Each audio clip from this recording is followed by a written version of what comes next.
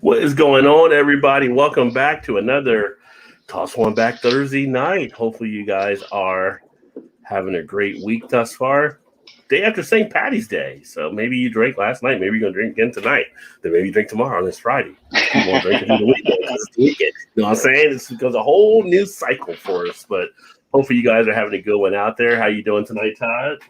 Doing good, doing good. Ready for a beer Thursday. Ready for the Yeah. Did you weekend. drink anything special yesterday?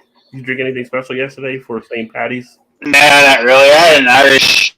What was it? Should have forgot if it was an Irish red. I don't forget what it was now. Offhand, Was it was it might have. Great Lakes Conways?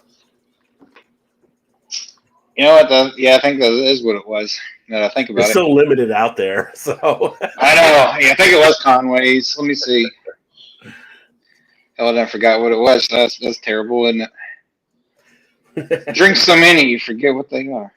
it happens. You get I know older. it was actually Murphy's Irish Stout. I was Oh, thinking Murph, red ale for some reason. you So drunk before you were drunk? yeah, no kidding. I mean, that was the only one I had too. How bad's that? Yeah, I actually had one for Three Floyds. I was going to do a review on. Actually, I did do a review on it. Then I found out my file was corrupted and it didn't save, but only like the first 20 seconds, so I had to delete it. But Oh, that sucks. it Which was one was it? it was one I hadn't had before, the Brian Baru. It was an Irish red ale that they put out. It was really Wow, good. It was really yeah, I good. don't think I've had that one. Yeah, it was the first time I saw that. I had that, and then I had a left hand milk stout nitro, but they put it in the St. Patty's green can. So I drank Yeah, that over on Chug Show last night for West the ABV. So those were my two beers yesterday. And then I forgot I had like freaking whiskey here too, but I didn't drink. I had some Jamesons. I was like, I didn't even drink the Jamesons. And it was, St. Patty's Day. So I kind of missed that opportunity. Shout yeah, out to big the time there. Yeah. Got Daryl in the house. Cheers, Daryl. Good to see you, my friend. What's up, Daryl? Got Wayne in the house. Happy Thursday. Good to see you, brother. Oh, Wayne. And so you got Brandon in the house with your guys drinking on tonight. Well, I'm actually about to show that here in a quick second. Good evening, guys. Hope all's well. Yes, same to you. You do us in the house. Holy mother. Beer drinkers is Rod and Todd. Yeah. You do it shows up more on the gaming channel now than he does on the beer channel. But great to see you, brother. He's always like building something. So I'm actually going to crack open one of the Hop Butcher beers. Then I'll have a review coming out on this once I upload it to the channel. But I think I'm going to do the Emits Showers of Sparks. So that is the one right here. And I'll set it up here, but you can check out the crazy artwork. It's got the crazy cat eyes with the lasers. So nobody tell Representative Marjorie Taylor Greene she'll think they're shooting lasers down here again, doing stuff. So I'm going to go ahead and get this into a glass. What do you got over there? I am drinking. It's called Thai PA, as in like Thailand. THAIPA. It's an American IPA brewed with citrus Thai spices, and it's from Bare Hands Brewery. Oh, So I just found these on the shelf. I guess it might have been 2 weeks ago now. I just hadn't opened it yet because I was kind of waiting to drink it on the show. It's got a package date on the bottom, but it's kind of jacked up. So he kind of rubbed off and looks like they missed the bottom completely and kind of got on the side, so you can't even see what the date is. they were drunk at the brewery. Yeah, no kidding. It comes in at 7.1%, and I can't remember where these guys are out of. It doesn't say. It just says. It doesn't say on the can. It just says Bare Hands Brewery. But here's the label of it. Oh, I like the statue there. Kind of cool can art. Yeah, it is pretty cool. So I'll have to look it up and see. I think it's Indiana, but I'm not. Might be one of those where No, I don't think it says. I don't see it. Let's see. I don't see it. I'll have to look it up and see. Any new word on the Highland Brewery there yet? Not Highland, High Oh, Wire. High Wire. No, I haven't heard anything The new on it. brewery out of Asheville. Yeah, I haven't heard anything new on it yet. So Okay. as far as I know, they're still just working on trying to get it open. I think the last I saw what you might remember because I think I sent it to you Mm-hmm. was in May or something. I think, if I'm not mistaken, was what their scheduled date was supposed to be. But Well, I know when I had Kinsey on, Kinsey's pretty pumped up about it too for them to open, so she's been watching them. yeah, supposedly they're supposed to have, I think, 12 or 13 of their own taps of the high wire stuff, and then maybe like 10 guest taps or something too. So that's going to be a pretty big setup there. Yeah, and by then people will have more of their vaccines, so they hopefully should be able to get some business in the door. Oh yeah. But I didn't mention this one. I was like, speaking of which, I told you earlier, but for everybody's watching, I did get my Moderna shot today. So yeah, you got yours today, so that's good. I got mine in a couple weeks actually. So I go back in. Unless I can find it closer. Yeah. So I go back in April. I think it's 3 weeks or something, April 14th or something like that. So they give you like a little card with the appointment date and everything. Mm-hmm. Yeah. Yeah. So. Yeah, I forgot to mention on this one. So this is actually a 7.5% double IPA, Mosaic, Sabro, and Galaxy dry hopped. Then on the backside, it gives you the ripe tropical, dank berry, and juicy oranges for the tasty notes. So, and again, that's from Hop Butcher. For the world, Emmett's Showers of Sparks with the Crazy Cat Eyes. That's one you have had this so already? Yeah, I've had this one, so I'll be uploading the review to the channel. So okay. I think I've switched it up a little bit. I'm going to do more of the beer reviews kind of going through the weekends. So like Friday, Saturday, Sunday, other stuff kind of during the week. So I just started dropping like a couple of those cheese reviews, and I got other stuff that I'll try to put into and then try to get some other stuff going. We've talked about this many a time before. I just want to kind of switch it up some here. So, oh yeah, keep it fresh. Start doing it again. I watched your cheese one last night. Oh, did you? It was a cheesy. It's a little cheesy. Yeah. Sounded pretty good. It was. I got another one. Where'd you get it from? Kroger actually has cheese flights from Cello, so you usually get 3 different cheeses. They're usually $12.99. So occasionally they'll actually go and put them on sale or whatever. If they're like, because like here where I'm at, which you've been here before, is still a little bit kind of country living. So some people are like, "What's that cheese? I don't know what that is." So they may not mess with it as much. So it's like, "Oh, this is only $7.99 now. I'll definitely pick it up." So, but yeah, they got some great cheeses. And I actually had another cheese, and I forgot. I just remembered. I didn't do it yesterday, so I'll probably do it this weekend. But it was actually an Irish cheese. I was going to do it for St. Patty's Day, but I forgot I even got it. So. Got the cheese. Yeah, trying to do some different things to pair up with some of the, beers and stuff from the channel. I mean, that was just a straight cheese thing, but it kind of talked about the beer it can go with and all that kind of stuff. And I've got another one that'll upload tomorrow that'll do it as well. So we'll see. Just kind of trying to share, be a little bit different. An interesting place you can actually go and get. I know you said you don't go there very often, nor do I really, but you can get some pretty good, interesting cheeses at Aldi. Really? Mm-hmm. They've got a really good, it's a good place to go if you want to get cheese and salamis and meats and stuff to make kind of like a charcuterie board or something, if you just want to buy out some, that's a good place to go. And and it's like, half the price or, Save some bucks there. Yeah, a third of the price or something maybe. I haven't made a charcuterie board. That could be something. I've been grilling again. I did grilling steaks here, and I don't know if you saw on Instagram. I posted a picture there. I think I put it on the Facebook. Yeah. Oh, that looked good. Some nice grill marks going. Yeah, some nice grill marks going. I had the Mega Master people comment on it earlier today on the picture from Instagram. So yeah, but I had that rocking and rolling. I get to go Monday, or not Monday, but Saturday, and pick up the meats I ordered a couple weeks ago from. Oh yeah, you got the whole package with that one. Yeah, it was like 15 pounds of steaks for the most part, mostly steaks for it was like $94, but it was ribeye and some New York strip, some filet. I think it was some cube steak, and then I feel like maybe the fifth one might have just been some hamburger, but I can't remember what it was. I don't. That doesn't sound right, but I don't remember. I don't know. I remember Yeah. a lot of stuff. I remember that. Yeah. So. Yeah, it was like 3. It was like 3 pounds of each. So It's like, are you becoming a Brazilian steakhouse? What is going on here? no kidding. Just keep serving it up until you say no mas, no mas. Oh, we got John Pierre in the house. What is going on, my friend? Says, hey, fellas. He's watching What's the up, first four. Yeah, I just saw Drake. I can't say it was an upset, but they beat Wichita State. I mean, they're both, an 11 seed, apparently, but good game to the end. March Madness has begun. Time of the week, beer time. That is right, my friend. And there, what are you drinking on, Brandon? You asked us, and anybody else, what are you guys all drinking on as well? Let's see here. I think I missed Bart, but Bart, good to see you, my friend.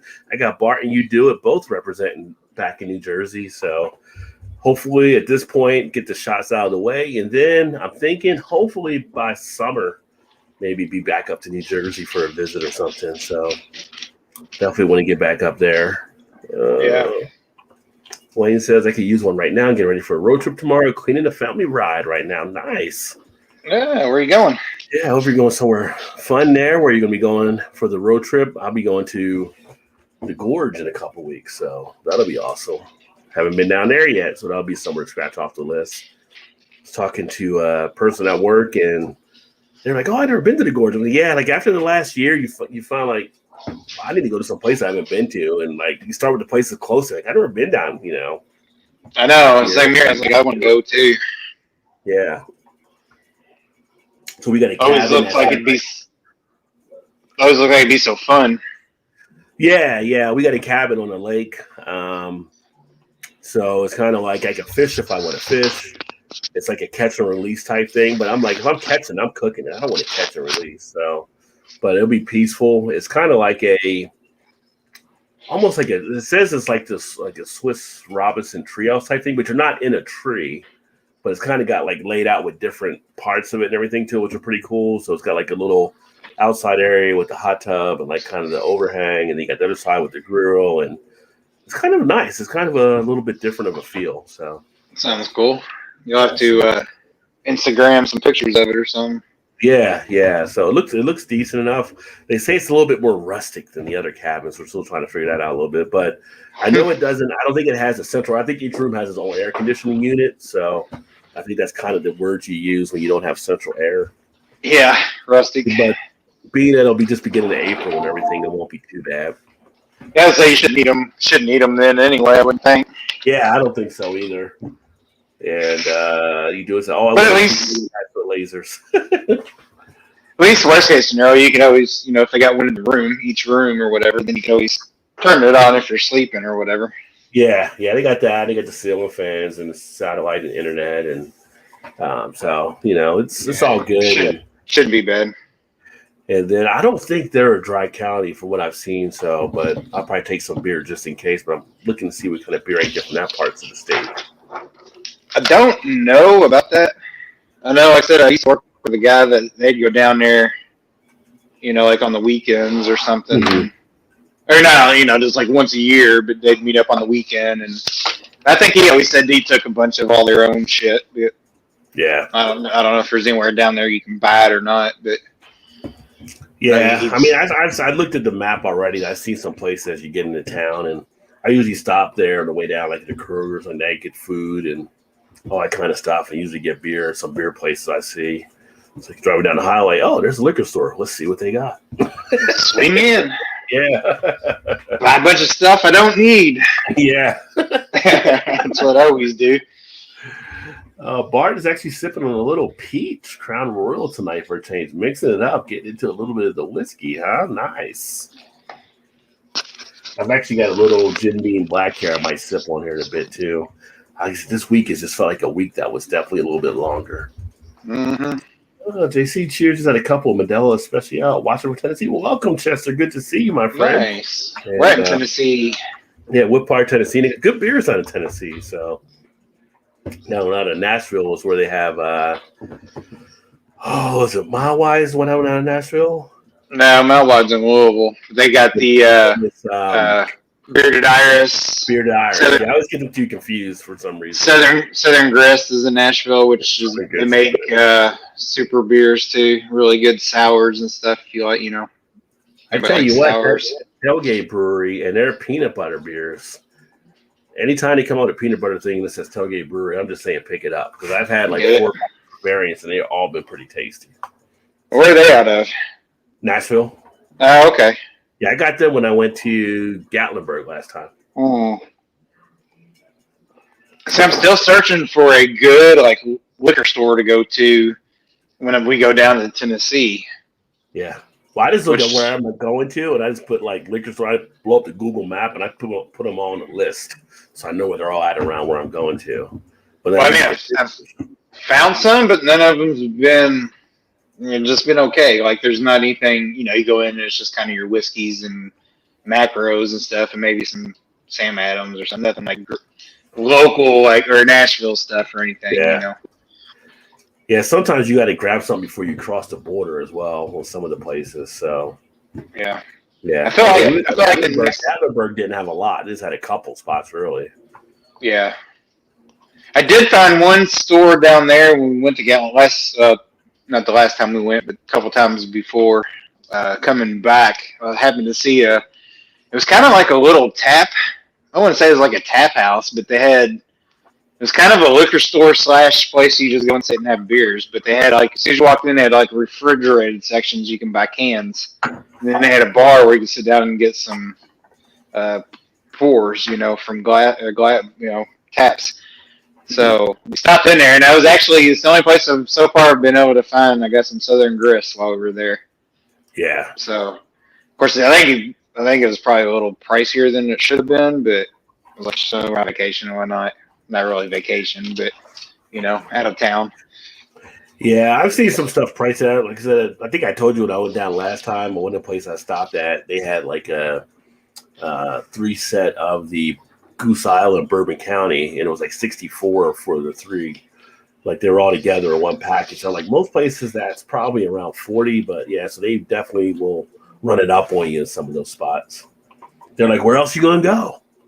All right. BFE, Tennessee. You got nowhere else around but to go here. So I got no option. Yeah. So we're gonna make you pay for it. What's going on, Blake? Blake says, "Cheers, fam." He is playing some COD and watching you guys. I was wondering if you were gonna play again. I haven't seen you play in a while. So Blake is now under the Cold War that he's been playing. So my buddy just ordered him or bought him a PS5. Where did he get it off of? I don't know if he ordered it off. I feel like he told me, but I don't remember. I think he ordered it online. I mean, I've been online. I haven't seen it pop up anywhere. I've been on Best Buy, Amazon, different spots outside of going to the price gougers. Right. Yeah. I think he bought it for a regular price. He bought the goddamn dogs. They do this every fucking time. They don't do it any other time until I start to get on here. They want the attention. I guess, but Jesus. But anyway, he bought the one that's just the downloaded one or whatever they call it. It's not the one where you can put it. Yeah. The digital version. Yeah, the digital version. So. But actually, it's bad. If you get the digital and you get a 5 terabyte drive, I mean, the digital is 3 something, and you get a 5 terabyte for $100, so you can actually come out a little bit better. Yeah, he got it for $399. I don't know if he got the 5 terabyte, but yeah, because they get have something for the memory. I don't know what the base digital comes with, but everywhere I've looked thus far, it hasn't been there. I know, at one point, I think maybe Target had them online, but they went pretty quickly. So I'll get it eventually. Honestly, which one do you think you'll get? I mean, between the digital and the hard one. Yeah.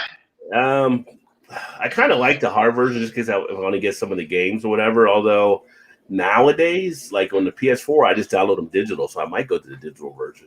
That's kind of what I was thinking too, because I never used my PS4 for DVDs or anything, as a DVD player. Which, if we wanted to, that would be what we'd have to use because we no longer have a DVD player hooked up in our house. Period. So. Yeah. Well, the only thing that would suck is if it's digital, they have an issue that takes place, you can't get in any of your stuff. Yeah.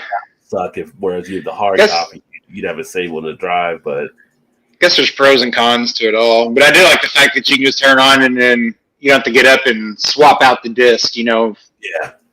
switch games or whatever. You can just go and be like, log out, or not log out, but go back to your main screen and then choose something else. I do kind of like that. Let's see here. I can't even spell charcuterie board, let alone say it.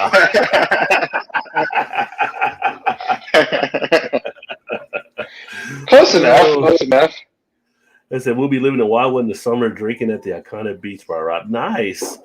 I do miss the old summers of Wildwood when I was a kid. We go down there, and that's like one of the first places I went go-kart racing was down in Wildwood.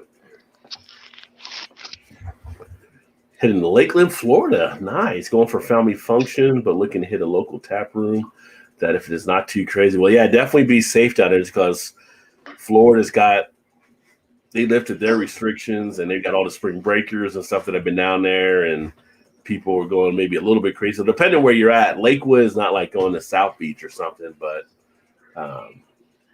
you got some good beer down there in Florida. You might be able to find some good stuff. Where's that close to? Lakewood, do you know? I believe Lakewood. I haven't been to Florida in years, but because if that's close, I was thinking it was like I'm thinking it's East Coast, maybe like Orlando area or down towards Orlando. I believe I have to look on the map here. I was say if it was close to like the Tampa area, St. Pete area. Oh, it's actually not further than that. It's actually let me take a look here. It's almost down to Fort Lauderdale. Oh, wow. Okay. It's not as far as Miami, but it is down there.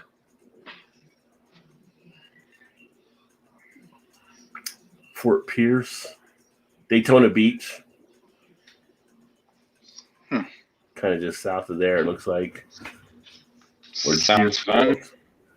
Well, I say Daytona. It's actually, I'm trying to read this map. I think it's actually Vero Beach. It's a little more down there, but I remember like driving through or being around that area before when I used to go down for work and everything. I don't think I've been any further south than Orlando. Yeah. Yo, you never been to Miami or? No, I'd love to go there. I'd like to go down there though. I wish I went to the Keys. All the times I went to Florida. Again, that's the thing with like the COVID thing makes you realize the times when I go to Florida all the time, I take it for granted, like going down to Miami and all these spots. And I should have went a few extra days and went down to the Keys, and I didn't do it. That would have been kind of cool to get down there and see some of the other parts. No. But I would froze up. That's just me. You froze a little bit. There you go. Yeah. Like I've been to Tampa, Clearwater, Jacksonville, Daytona, Miami. I've been all over for the most part. Never really got up into the Panhandle as much. Jacksonville was the northern part I went. Yeah, I got an aunt and uncle that lives in Jacksonville. Never been there. How stupid is that? When you go to Jacksonville, you realize that you're still in the old South. So it's kind of like you lose perspective when you're in Orlando or in Miami or something like that. Right. Oh yeah, this is the South. Yeah, now I remember. Yeah. If you're wondering what I'm doing when I'm looking down, I'm filling up my work bracket for tomorrow. So yeah, figure out fill it out while we're on here. The beer bracket for chugs, yeah. It says I live on the Cumberland Plateau, about 40 miles northwest of Knoxville. There you go. Nice. Actually, one of my states I work with there is Tennessee, so I talk to a lot of the Tennessee advisors. Hey, what's going on, Violent on break? I work for you. I say, well, thanks for swinging in, brother. Violet's up there in New York. What's going on? Where in Tennessee are they at? Nashville or? For who? Chester? No, you said you had some people you do business with, didn't you? I got the whole state. I got people. Well. Okay. 2/3 of the state. I used to have the whole state, but I've got mainly at this point Nashville, pretty much as you cross the border on the western side all the way down. Like I got all the way out to Memphis and stuff like that. So Need to work that pipeline with some of your customers and be like, do you know who I am? How about send me some Nashville stuff? I get some good beer discussions with people. Actually, Chester Say I'll have Venmo you or something, or PayPal you or something. Chester mentioned Knoxville. I got some of the reps that told me about some of the beers they're getting in Knoxville as well too. So that's where we go to breweries is in Knoxville. There's some really good breweries down there for sure. And I don't know if any of them really can or anything, but or at least not the last time I was there anyway, which is last summer, I guess. No, wasn't even then. It was a bit pre-COVID shit. It's been almost a year and a half ago then. They were all like small breweries that you went to when you were down there? Yeah. I mean, I guess what's your definition of small, I guess? I mean, I wouldn't say they were huge. I guess your typical brewery. I mean, kind of like, what we went to in Cincinnati when we were there. Not like Rheingeist or Mad Tree or anything big like that, but kind of like, Listerman's or Street Side or something like that. Gotcha. Well, I just don't think they can. When I go to Asheville at whatever point, I'll probably pass through Knoxville or close to it if I don't go all the way through. But yeah, actually, you do. Actually, like 40, it is. Isn't it 40 or something? That takes. I believe if you're going down when you're going down the highway, you'll veer left to go to Asheville, and if you go straight, then you'll hit a couple of the exits for Knoxville. Yeah. So you're right there, literally like I don't know, a couple miles probably. Yeah. So hopefully by the fall I get a chance to get down there and check it out.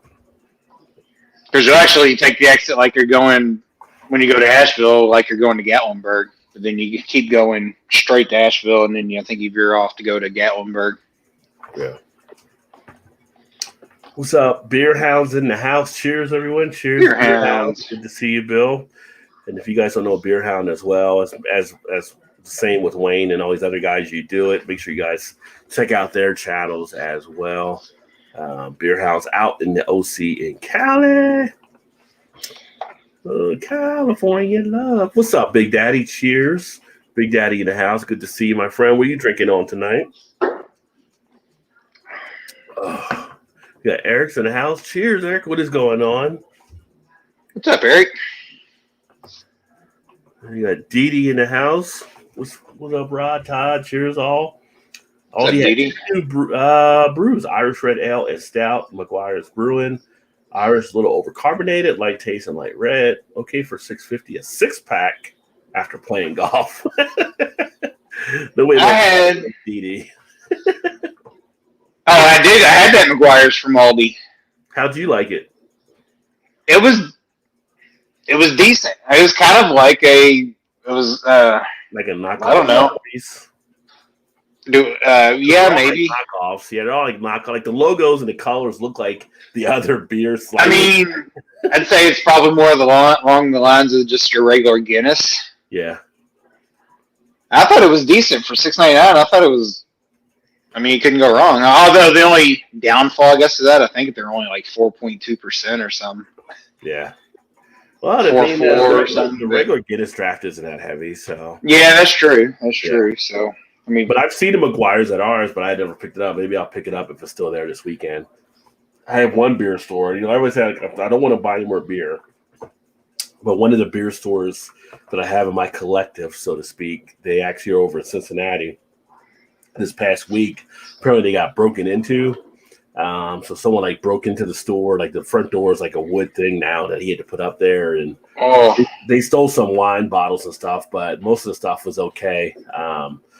So I said I might try to pop out there this weekend, kind of show some support and everything. A couple of other guys I know, they went by and got some stuff to kind of help them out. So, but it's like, yeah, I might stop over there, get some stuff there, but I might run by Aldi's or something too. Our Aldi's section is pretty small, but it's nice to see what they do have sometimes.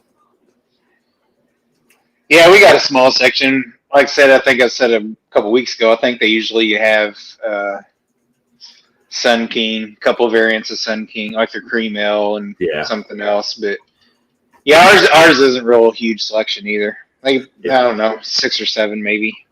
Yeah, ours is Rheingeist, and then it's like all knockoff. They get Rheingeist and they get Brewdog, and then the other ones are usually knockoffs that we have.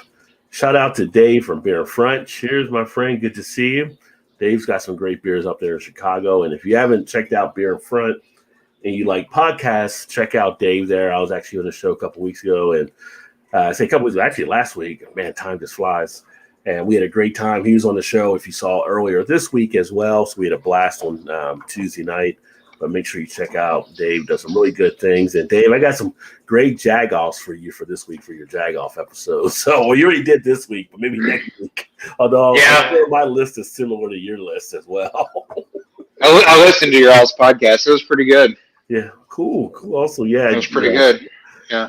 Yeah, his jag-off segment's hilarious. But we've definitely had contenders that have popped up this week, from the one sheriff down in Atlanta to Ron Johnson to some other people, the Republican guy today that tried to defend. I don't know what he was trying to defend. Like, he knew justice by defending how they used to handle lynching in Texas, for talking to the whole thing about the Asian thing, like talking to an Asian speaker, like, yeah, like you're going to defend one by saying that, yeah, it was just a mess. So I feel like just every day you meet someone else or see someone else on TV that's just ignorance at a different level. I just don't get it anymore. Smoky Mountain Brewery bottled some beers, Chester said. So have you been to that one? Me? Yeah. I have you went to ones that you didn't know if they were bottled or canned, but he's in Knoxville, so Smoky Mountain. I don't know if you've been to that one before. No. Is that the? Oh, that's the. That's kind of like the wing place, isn't it? They do. I know what you're talking about, but I have not been there. Yeah, I've not been there. I know they got one in. If it's the same one I'm thinking of, they do have one in Knoxville, which is kind of around like a big shopping extravaganza place. I think where the Total Wine is. Yeah. And then they have one in Gatlinburg too. But I did not, Chester. I did not get there. Yeah. To try theirs. Cheers to Vanessa in the house. And what's up, Vanessa?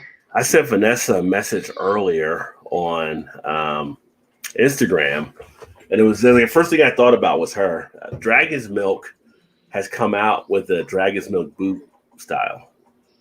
So they came out with these boots that are Dragon's Milk boots, basically. And I was like, who could you? Vanessa would love to see these. So I sent him a picture of them to her. And of course, she's like, I may have to get these now. Oh, like boots you wear? Yeah, like yeah. Oh, wow. Her boots she had in the military. But yeah, Dragon's Milk has a boot line or whatever they're doing where you can actually take a look at it. I can pull it up here so they can grab a picture of it. Interesting. Yeah, that's what I thought. So you just never know where stuff's going to pop up anymore. Do it. Well, I'm thinking about it. What did he think of the McGuire's? He said that he talked about the red ale, but he didn't say. I don't think he said anything about the McGuire's. Kind of curious about that one. Kind of curious what he thought. If you're out there still, DD. For $6.99, I thought it was. It was not anything's going to blow you off the seat or anything, but it was. For $6.99, it was pretty solid, really. I mean. It was worth picking up. Yeah. Yeah, it was a nice stout. I mean, it's not a bad looking boot either. So pull it up here. Does that like have the logo on the side or something? Yeah. I still need to pick up that peanut butter Dragon's Milk. Might have to do that tomorrow after work. Go down the street. Yeah, they're collabing. They're actually doing it with Wolverine. So Wolverine, that they actually make. But here's a look at it. So you got the little dragon milks there. Okay. Limited edition. So those are nice. Yeah. When you say boot, I was thinking like knee-high cowboy boots or something. No, those are pretty solid. I mean, you can just Timberlands or whatever, I guess. But yeah. Yeah. Nice. So yeah, she was the first person I thought of about that boot coming out. I got Appalachian State, Norfolk State on, and they're playing at Assembly Hall. That pains me so bad. Playing at my home gym, and my team didn't even make it. But our coach did get fired. I hate somebody to lose their job, but it was time to go. So if you got to go, you got to go, right? You got to go. Oh, it's funny. I'm thinking the coach here at Cincinnati probably wants to leave at some point. He keeps having kids transfer, hitting the transfer portal. And now his strength coach even quit the team. Oh, wow. Disputes he was having with them. So, yeah, I heard they lost a bunch of players. Yeah, they lost. Well, I guess it's not official yet. They can go in the portal, but not necessarily have to leave. I don't guess. Yeah, they've had like 4 or 5 go into the portal this week. So, could be worse. Could be worse. Could be like Penn State. From my understanding, every single player on their roster went into the portal. From their basketball team? Yep. I did not hear that. Wow. They hired a new coach Tuesday, I think it was, which was Purdue's assistant coach, Micah Shrewsbury, which is his first actual head coaching job. So, he was like, Penn State is your first time job. Seems like setting up for failure, but. Well, Penn State's going to write a nice check to you, though. Yeah, but the kind of cool thing with that guy is I didn't know him, but he was a freshman. We were freshmen in high school together. Right. And but he left like apparently halfway through the year or something. But I didn't really know him. But I was wondering why I see people on Facebook all the time. You know, you're friends with all your, a lot of friends from high school and stuff, and they're always making comments. So I looked him up, and I was like, holy shit, I didn't even realize we went to school together. Of course, my high school was big, so there was a lot of people in my own class I didn't even know who they were. So, yeah, but when they come to play Indiana, you got to become friends with them on Facebook. Because when he comes to Indiana, you can reach out to him. Be like, hey, that's right. How many years has it been? He'd be like, who are you? I'm that guy. You don't remember me? How do you not remember me? You used to come over and hang out all the time. Name one of the teachers from back then. Yeah, we were in Mrs. Smith's math class. What are you talking about? Right. I actually thought about doing that just because. But he was an assistant under Brad Stevens and Butler. Nice. And then went with him to the Celtics. And then this last couple of years, he was at Purdue as an assistant or associate head coach or whatever they call him. Yeah. Well, cheers to you, Big Daddy, drinking the same Hot Butcher beer. Nice. Wish I could get the Hot Butcher. Wish we could get them around here. Yeah, there's people looking for them for sure that want to try to get them. So. And Didi said, Vanessa, cheers. I'm getting cranked tonight, Brandon said. I see. Well, you're off to a good start. Astro has some good beer, especially Devil's Backbone. Yeah, Devil's there. I mean, the two at the top of my list are still Highland and Highwire. But I like to see Devils. I've heard good things about their brewery there. Some people have kind of brushed them off a little bit since they went under AB and Bev, but I definitely still want to check them out. And go to Green Man, too. Green Man, yeah. I don't think you can really walk into a wrong brewery in Nashville. Well, I mean, that's true. I mean, pretty much anywhere can you really walk into the wrong one. Well, I've seen some that haven't been great. I mean, there's definitely. Well, I mean. Yeah, but for the most part. But really, though, is it wrong? I mean, it's not really wrong, is it? It might not be good, but it's not really wrong, right? You know what I'm saying? Yeah. Where is it? Recently discovered here. Well, I appreciate that, Brandon. Definitely great having you here. Lakeland between Orlando and Tampa area, not far south. I grew up in West Palm Beach. Believe it or not, never went to the Keys. See, like you start to, it's like I never went to the Keys. And like when I was, before we had 9/11, it was like growing up in New Jersey, I had a chance to go to see the World Trade Center and all that. Never went. I said, I'll go another time, and then something happens, and it's like you can't do that stuff. So. COVID, you're not going places like you would usually go. It's like, I got to start taking advantage of that stuff. You can probably get some Funky Buddha. It's a good brewery near Orlando, I believe. Yeah. I think were they bought out too, though? Are they AB and Bev now? I don't think they were, unless I missed something there. May not be. For some reason, I used to fly into West Palm, every few weeks when I was, like I said, I was handling Florida. And a small little airport, but it was like, it was small, but it was nice because it was the same people you saw all the time. You get to know the people there, and I'd have some good conversations coming in and talking to the people down there. Oh, let's see here. Mr. DD. Rod to the MFJ. Cheers, man. What is going on, Bounty? Cheers. What is happening, brother? It's been a while. We were actually talking about you last night on Chug's show. Like, where's Bounty at tonight? So, you guys don't know Bourbon Bounty. You want to know about bourbon beer. I mean, bourbon whiskey. Make sure you check out Bourbon Bounty. Emerson's in the house. Cheers, Emerson. Good to see you, my friend. Cheers. What's up, Emerson? Hopefully things are going well. Beer Front said there were a lot. Yeah, there were a lot of people that were just, you could do like a whole show, just jag-offs, and you would still have enough people to roll over to the next few weeks. That's how many people were just saying stupid shit this year. This week, rather. Yeah. This weekend this year. There's been a lot of stupidity each week coming out. I thought the boots were nice as well. The boots were pretty cool. So as I look at them now for a second time, that wouldn't be bad to have to rock around in winter. Yes, work boots, Dragon Milk inspired. Decent work boots. Hey, did you end up finding the donut Oreos, Vanessa? The pink strawberry or whatever donut Oreos? Those things are fantastic. Did you get them? I got them. I got them a couple times before they were finally gone.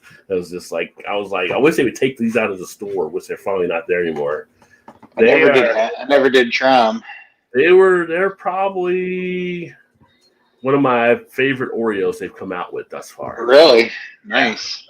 I mean, out of all the Oreos I've ever had in my lifetime, they're up there. I mean, I was going back to the reliable chocolate marshmallow. I think that's probably my favorite now, but that one blew it away a little bit. So, but yeah, pretty solid. Decent. I haven't tried the stout yet. I figured I would cook with them if they were undrinkable fish batter with ready Caribbean oxtails with stout. I like apple pie and oatmeal cookies with stout. Oh, there you go. Now they're drinkable. They're not undrinkable. Yeah. I mean, they're for $6.99. You're looking to go wrong for a 6-pack. Yeah, speaking of cooking with beer, I made beer chili this week and then finished that off tonight, which was, oh, God. Like, the wife was like, why does it taste better, like, the next day sometimes? Like, it just does. I guess everything that's kind of melds in there, and when you reheat it, it's even better than the first day. But that beer chili that I made from a couple of days ago, oh, so tasty. Why is chili one of the not rare foods, but one of the only foods that tastes better the next day? I don't know. Does it get a chance just to meld all the flavors together or something? But I don't know what I'm saying. Are you just repeating what I'm saying? Because I just said the same thing. No, I know, but I mean, why is it that the only like food that tastes better the next day though? I think there's a few foods that can taste better the next day. Chili is definitely kind of high up on that list, but I guess it's mostly soup-based stuff, I guess, because like fish, you can't really fix fish the next day. It's not good. Yeah. I mean, pizza's okay, I guess, heat it up or whatever, but pizza's better next day if you reheat it in the oven versus the microwave.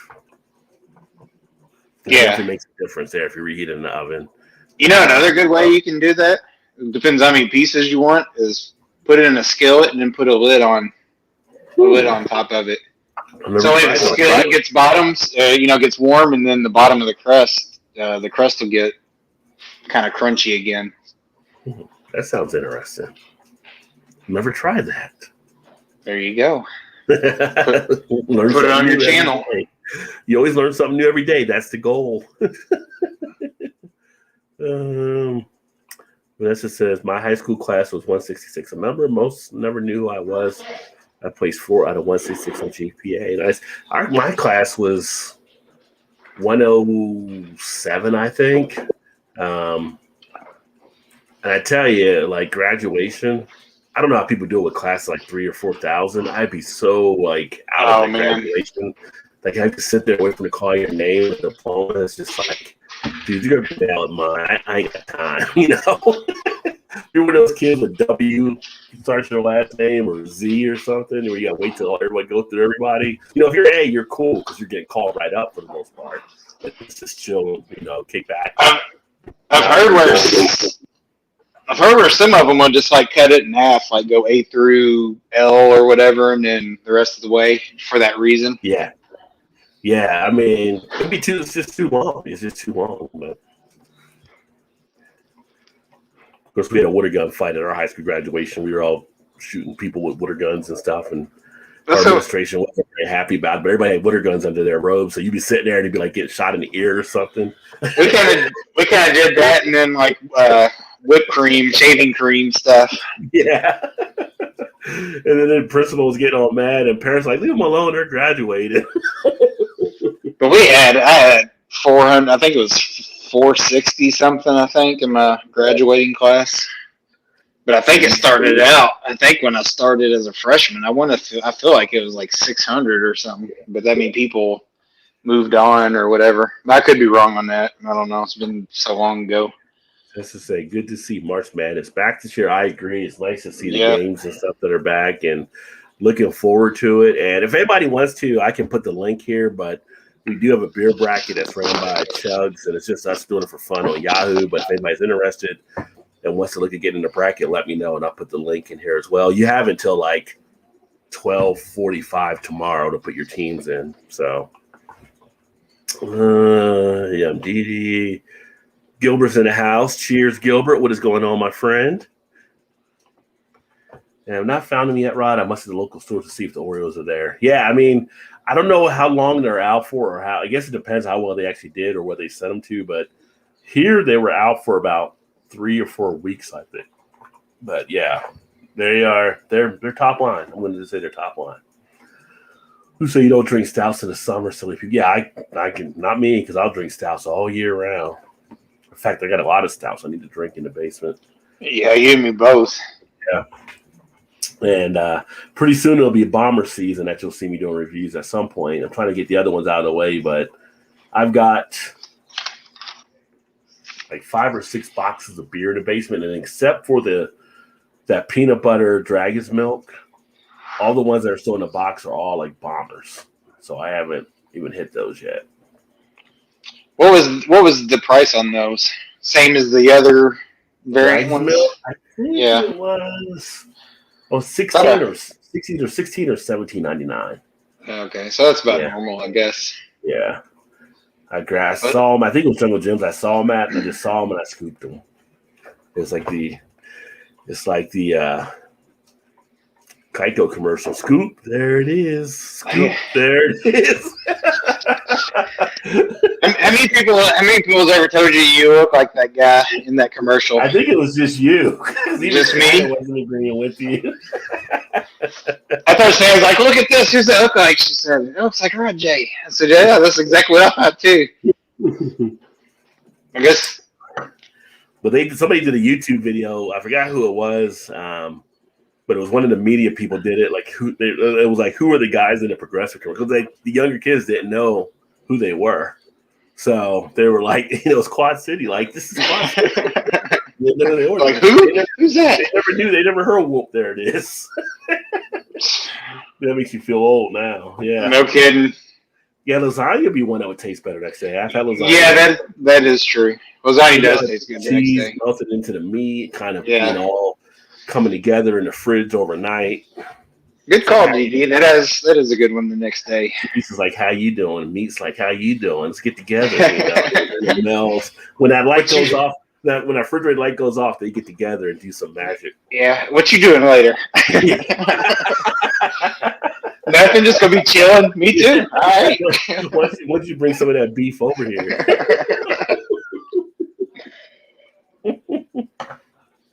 Most chowders and stews and chilies taste good after a few days. Chowders, another one, flavors relax and get all yummy. I agree. And Gilbert says stew tastes better next too. Yeah. Something in that mixing that takes place. Cold pizza tasty. Yeah, I've had my cold pizza days back when I was in college for sure. When he's cracked open a Lake Dog Lager from Yazoo Brewing from Nashville. I have not had Yazoo, but I've heard of Yazoo. What do you think of them, Wayne? Are you doing a review on that one as well? Yazoo is decent. We actually get Yazoo here. Yeah.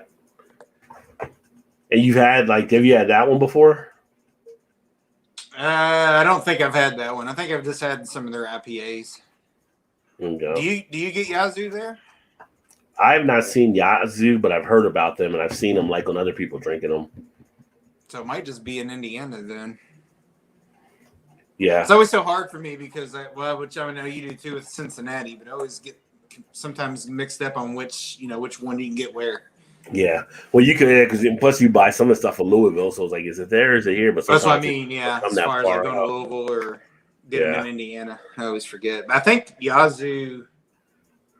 I guess that is Indiana. I don't know. I forget now. Gilbert said, disagreed on pizza. A hot, fresh pepperoni will kicks ass. Maybe it's the joint the pie is made. Sometimes the place that makes it, yeah, but it's how you heat it up. I mean, like I said, you put it in the oven instead of heating it up in the microwave like a lot of people do. It definitely makes a difference. But I do miss that nice Jersey-type pizza from the Northeast. That's funny. I was on Beer Front. We were talking this weekend with Dave. I had to ask him, Chicago style pizza or New York style pizza. So we had a little bit of a debate there, but I'm sorry. I'm a fold it, let that grease drip down kind of guy. I like that. That's where I grew up. That's just good pizza. So that's New York style there, right? Yeah, get that soggy napkin that you're holding the pizza on. So where you got pepperoni and you just want that grease to drip all the way down to your bring elbow. it down, baby. Bring it down. Actually, probably between those two, that'd be my choice also. Yeah. But Dave was able to point out, he's like, everybody thinks Chicago is this thick style pizza. He's like, we don't even eat it that much. It's like the tourists eat the thick style pizza. Like they have a thin crust one they like to enjoy up there too, but not the one like West when we fold it and stuff. Yeah. But it says, not found a Dragon's Milk bomber. You don't have any bombers from Dragon's Milk up there? That's pretty common that we see bombers here. Yeah. But I don't feel like I see as many of the bombers now as I used to. So I feel like more of the 4-packs now. Yeah. 4-packs are nice because you can easily break it up over that way. So she did find a keg supplier in Brooklyn now. So yeah, she wants that keg to put into her tap. A warm Busch Light tastes better the next day. I'm going to say no. No, good old Busch Light. Warm Busch Light, you discover the cooler from the summer lake trip. Miller Lite is usually in there. Yeah, I can see that. I mean, light beers, they're pretty popular. They're real popular now again, but doing a little retreat, you're getting away, you're trying to beat the heat, you get a light beer in there. So I've occasionally put down some light beers, although I definitely like more of the stronger beers. We slice our pizzas in rectangles here. You know, we have some here that do rectangles as well, like Jet's Pizza. They do a rectangle and a couple other spots. But if we get Sicilian, like back in New Jersey, Sicilian pizza, that's in a rectangle too. Yeah, we have one here. It's called Pizza King, and they do. It's kind of a thin crust. It's kind of like what you were saying with the New York style. Mm-hmm. But the pepperonis they have are the little like. They're not like your normal pepperoni out of a package. They're kind of like little squared pepperonis. Almost kind of like bacon bits, but it's pepperoni. Like the little ones, like they put on like the little microwave pizzas, like the squares. Yeah, I guess maybe kind of something like that. Kind of like the Totino's or whatever kind of pepperoni you gotta know is like the little, kind of like the little chunks. But man, it's so good. It's real thin, and they do the same thing. They just cut them in small squares. It's kind of a pain in the ass because like. You get a pizza that's about the size of that. You're like, come on, man. Now I just got to put 15 of them on a plate, and then it looks like it's like, what is this?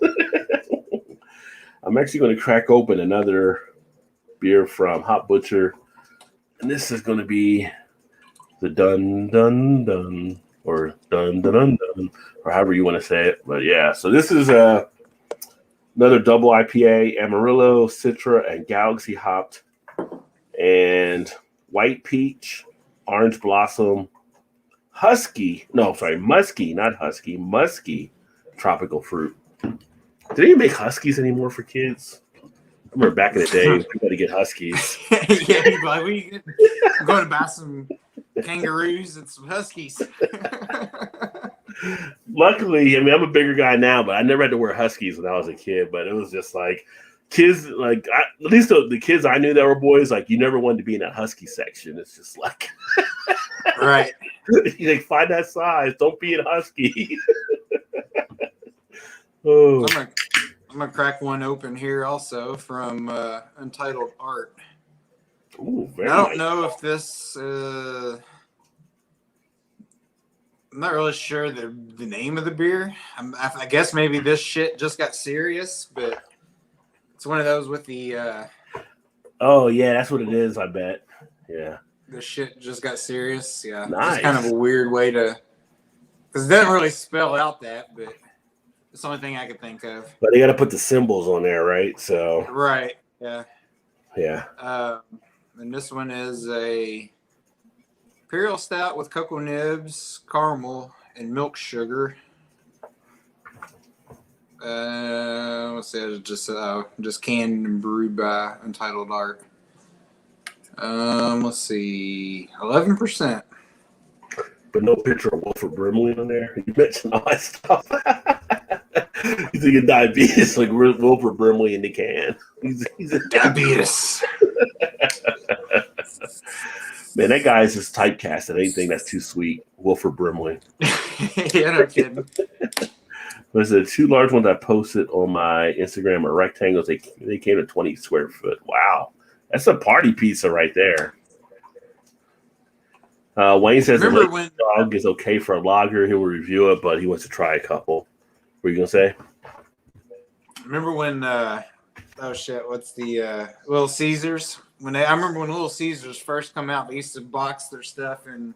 Oh yeah, we had it in college. Yeah, yeah. It's like, how are you supposed to get that in your car and take it home? Like it's side by side as long as your back seat. Like whoever came up with that marketing campaign, that was a total failure. Yeah, but in the college campuses where we had like Little Caesars at our food court, yeah, that was a popular thing, for parties. Is like you see those long boxes of Little Caesars pizza. I'll tell you what, though, the best thing they have is that cheese bread. I can eat a whole thing of that. Yeah. Problem. Now they make that cheese Our bread. food court in college. Our food court in college, we had Little Caesars, Taco Bell, and Wendy's. There were like our three things in our food court back in the day, which was actually pretty cool.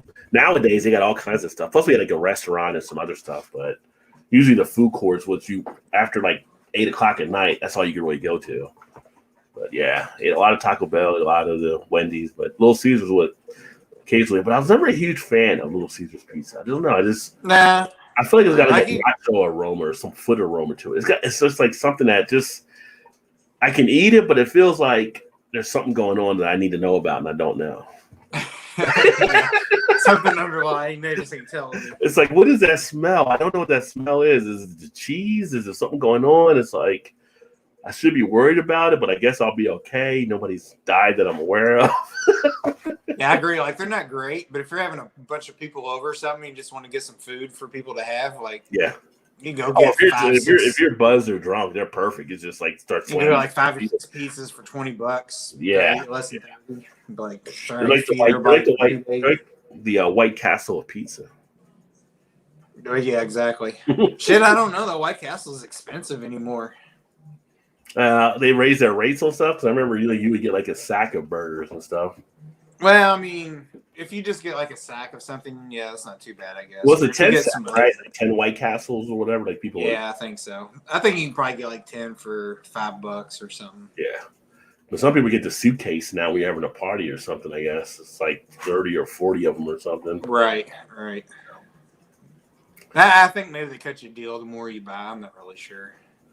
Yeah, nothing is really good for you at White Castle except at a certain point you do have like a moment where you'll have a craving. Like if you're drinking or something, yeah, it makes it nice to soak up stuff. You hate yourself in the morning afterwards, but it's kind of one of those weird type things that occasionally you'll get a little bit of a craving. But I will say their milkshakes are one of the better milkshakes I've had from fast food places. I've never had one of their milkshakes. Yeah. Unless you're going to like maybe a Dairy Queen or something, they've got a pretty good milkshake. Well, yeah, Dairy Queen's got some good ice steak too. Rally's is pretty solid. Really? Yeah. You know who's actually got a really good one is Chick-fil-A. Yeah. Chick-fil-A's got, they got the shakes, they got like the nuggets and stuff. It's the whole social dilemma. Do I go to Chick-fil-A type thing?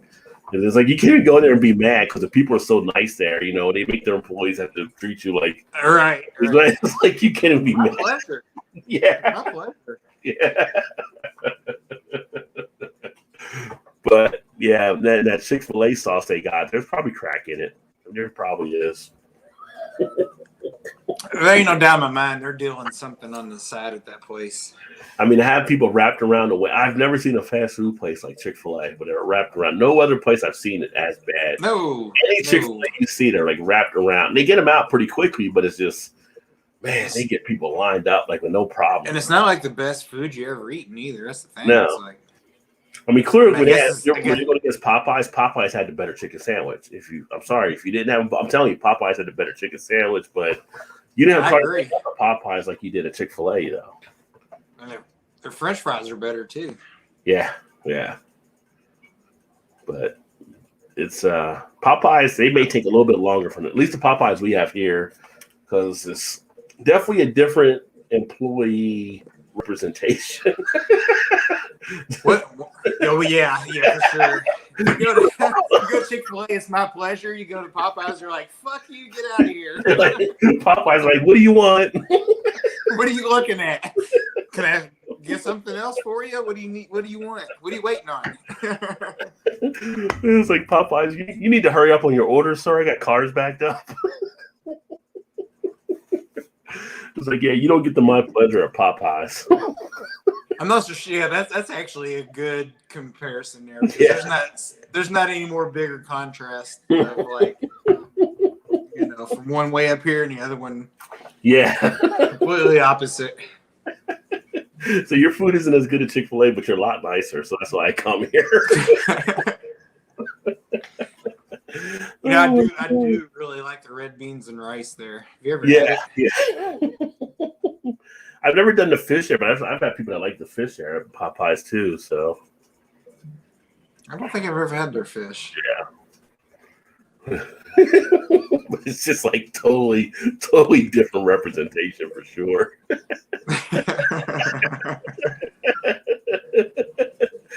It's like when your car breaks down and drive through, Chick-fil-A's going to help you, with a Popeyes are like, you need to move your car. You're costing us money. But the battery's dead. That's not my problem. You need to move your car. Yeah. What's wrong with your hands and feet? You need to get out and push that shit to the side. You go to Chick-fil-A and break down, they'll come out with battery cables and try to get you to jump.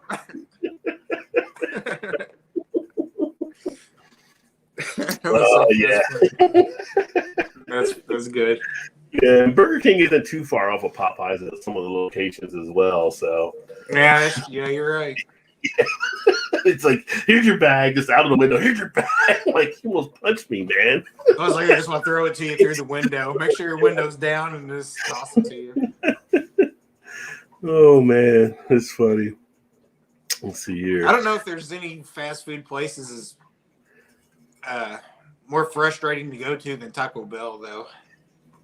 Our Taco Bell isn't usually too bad, but we don't get a lot of people lined up, the one by our house. But not for the crowd, but just every time you go there, the menu's completely different. You're like, oh, I want this. Or like, oh, we don't have that no more. I'm like, what do you mean you don't have that no more? Yeah. Oh, that was last month. I'm like, well, why do you change your menu so much? It's like the wife, Janice will ask, well, you go to Taco Bell, bring me this. Like, are you sure they still have it? Is it still there? Exactly. It's like, and I'm like, if it's not there, what else do you want, just in case? Although I did see they have their $5 box thing, which is a good deal most of the time when they have those, and you can put what you want in them. I don't know if it's like what you want, but certain items to kind of create your own $5 box. So that'd be kind of cool. I've done the box stuff before, yeah. So that's kind of cool that you can kind of put your own box together. Wayne said, others from Yazoo found at the grocery store here. Oh, that's what I was going to look up to see. I think it's in Indiana. Triangle pie with greasy bready crust, stone or wood baked around here, pepperoni, mozzarella, meatballs, Sicilian with the red onion, and spicy sausage. Son. Yeah, I could get after that too. I worked at Little Caesars 30 years ago. Best time ever. My paycheck started so many parties that I would get the back end. P.S. The smell was a blended cheese mix that had mustard. See, there is something with the smell. I knew there was something with it, and it was kind of like a feet or a nacho type thing, but I knew it wasn't that. I knew it was kind of like a cheese type thing. So that was the actual mustard. So now I know. Thank you, sir. Appreciate that, Emerson, because every time I get it, I'm like, what does that smell? There you go, Rod. Yazoo, you can get in Kentucky. Oh, really? Does it show anywhere like where it's located at, or it just says? Well, I just looked it up on. I just put 50 miles for me, and it's all in Louisville.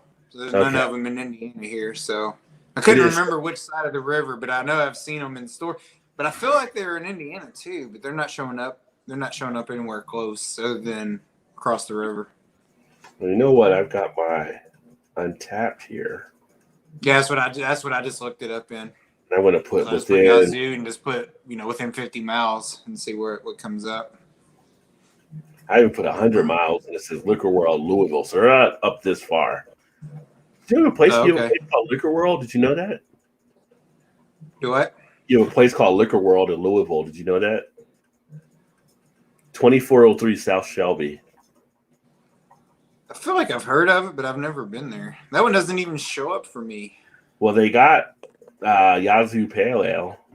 So maybe it's just that particular. That might just be that particular beer. I just put the Hefeweizen in there because I figured that might be. I was saying maybe they got craft beers there if you haven't been to that one. Just the pale ale. All right. Yazoo. Let's make sure I didn't. Oh yeah, Liquor World. I've not been there, but I've heard they got some. I've seen them online before. They have some decent stuff there from time to time. That might be a nice place to have on your list. Oh, the Little Caesars boxes are like the PBR 99. Yeah, they're like the 99. Exactly. You imagine where you going? I'm gonna get some Little Caesar. This back in whenever they had the 99 beer pack there. I mean, with all that, home, you got to borrow somebody's truck. You start like asking people like if they're hungry. Like you're just walking up and down the street. Like, you hungry? I got pizza. If you want some pizza, because you can't get rid of it all. Eric Gilbert said Popeye workers are like, what the fuck do you want, son? Yeah. So it's like, what do you want? Yeah, Popeyes is something for sure. Oh, let's take a look here.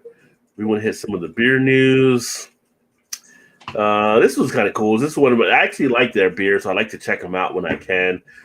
Community Beer Works, they're partnering with the Boys and Girls Clubs of Northtown up in Western New York. So they're actually raising funds up there, which is kind of cool that they're, again, it's a whole community type thing. So salute to them for actually working with the community and doing some things there to help them keep going.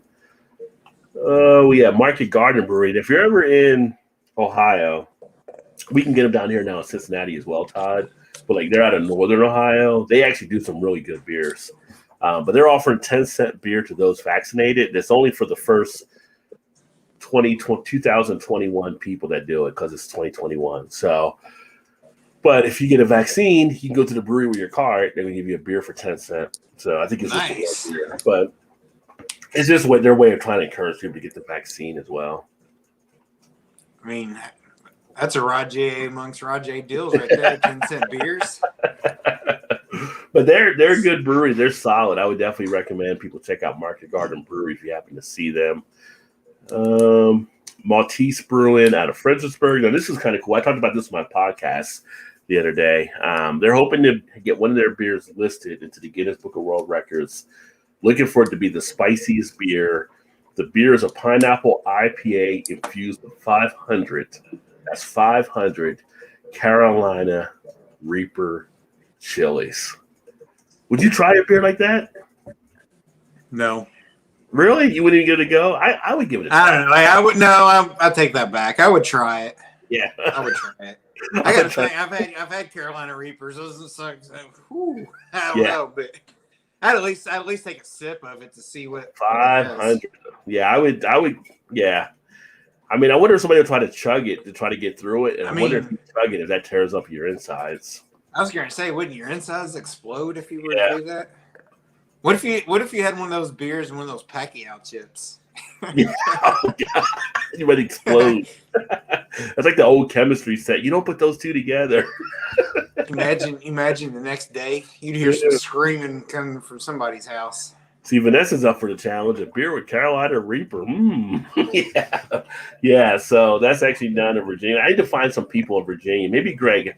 See if Greg from Greg's Beer Reviews, if he's going to try that beer. Chicken tenders at Popeyes is what I get from them.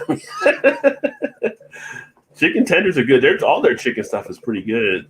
Their food is pretty solid in general. Yeah. So really. But, it's just the funny part is talking about some of the service and stuff, which, it is what it is. Yeah. In high school, I worked at Burger King, so I started out there. So sometimes I want to go to Popeyes just because of the service. Yeah. just to see what kind of entertainment you're going to get that day. I'm just here to get yelled at. We'll see what we got. Is that all you got? You put some off as like, can I take your order? Well, what do you recommend? It's like, well, you're the one ordering. Well, what would you think of the good stuff? Like, they just start messing with them. That'd be a funny YouTube video. That would be funny. A couple put up a sign offering free beer in their front yard to make friends in a new neighborhood down in Fort Myers. So, Wayne, if you're going to the Fort Myers area, say you're one of the neighbors, get a beer on the way. But that's kind of interesting. Like, when people meet new neighbors and they move into a new neighborhood, it used to be like, I guess back in the 50s, they would bring cookies or a cake or whatever and blah, blah, blah. And so they actually put a thing out there to meet their neighbors and stop over for a free beer. So apparently they got to know people. But you know what? Then you bring up the judgment. Like, what beer do you put out there? Because people are going to judge what kind of beer you may be serving as well. It's a dangerous thing. Right. Yeah. Put out some cheap shit. They'll be like, what kind of person is this? So you put out some good stuff. Like, oh, he's snotty. We don't drink him. Right? He's snooty. We don't want to go over. Don't hang out with him. It's a dangerous line to walk. I mean, you putting out. Oh, it is. But also, it'd be interesting to see who the neighbors in the neighborhood are that are coming over to get free beer. Like, okay, that's a guy I might want to hang out with. Maybe, But if they come over to get free beer and you're the person doing it, do you identify them as a neighborhood moocher? Because every neighborhood has a moocher that likes to borrow but never gives it back and stuff. So now you identify these people as being the moochers, possibly. We have a guy in our subdivision. Everybody calls him Mayor Joe. His name's Joe. Everybody calls him Mayor Joe. And he bakes God, what the hell does he bring? Oh, bread. He does some kind of a bread, and he makes his own homemade bread and brings to you. Like when you move into your house, he'll bring it to you. I think you'll kind of find out, make sure you like it or you're not any allergies or anything. Of course, he wants to introduce himself and knows everybody. He's retired, so it's kind of a good dude to have around the house, around when you're not home, because he kind of looks out for everything. Yeah, he's the guy in the curtains, like, what's going on over there? Yeah, right. What are those cars for? I don't recognize that car. Get my license plate down, honey. Oh. Vanessa said, what brewery in Virginia perhaps I can drive and get something? It is Maltese, Maltese Brewing. And they are actually Fredericksburg, Virginia. So there you go, right there, Vanessa. Be an interesting one to actually try, though. And let's see here. Saw the couples article. Yeah, Vanessa saw the couples article as well with the free beer. Yeah, it's kind of an interesting thing to do it. When the wood-fired oven is cooking, the neighbors will know what is cooking. Yeah. Yeah, I bet anything Vanessa makes, neighbors probably come over. Hey, what's going on? Oh, is it dinner time? You got room for a couple extra? So question for you, Rod. If your neighbor just moved in, say maybe 5 houses down, and you saw a sign free beer, would you go down? I don't think I would. I mean, I'd be like, is this a setup or something? Like, who puts free beer? It could be like a Jeffrey Dahmer situation or something like that. Get him in the house and knock him over the head. To me, that's like that's like the candy man in the van, right? When you're a kid, like stay away from the candy man if a van pulls up. Right. I'll eat free candy. Like, yeah, I'm here to get my beer. Well, come on in. How about you bring it out to me? I'm not going inside. How about you bring it out to me? I'll have it out here wide open where everybody can see me. The guy dressed like Buffalo Bob from Silence of the Lambs, like, no, I'm good. I got your dog, mister.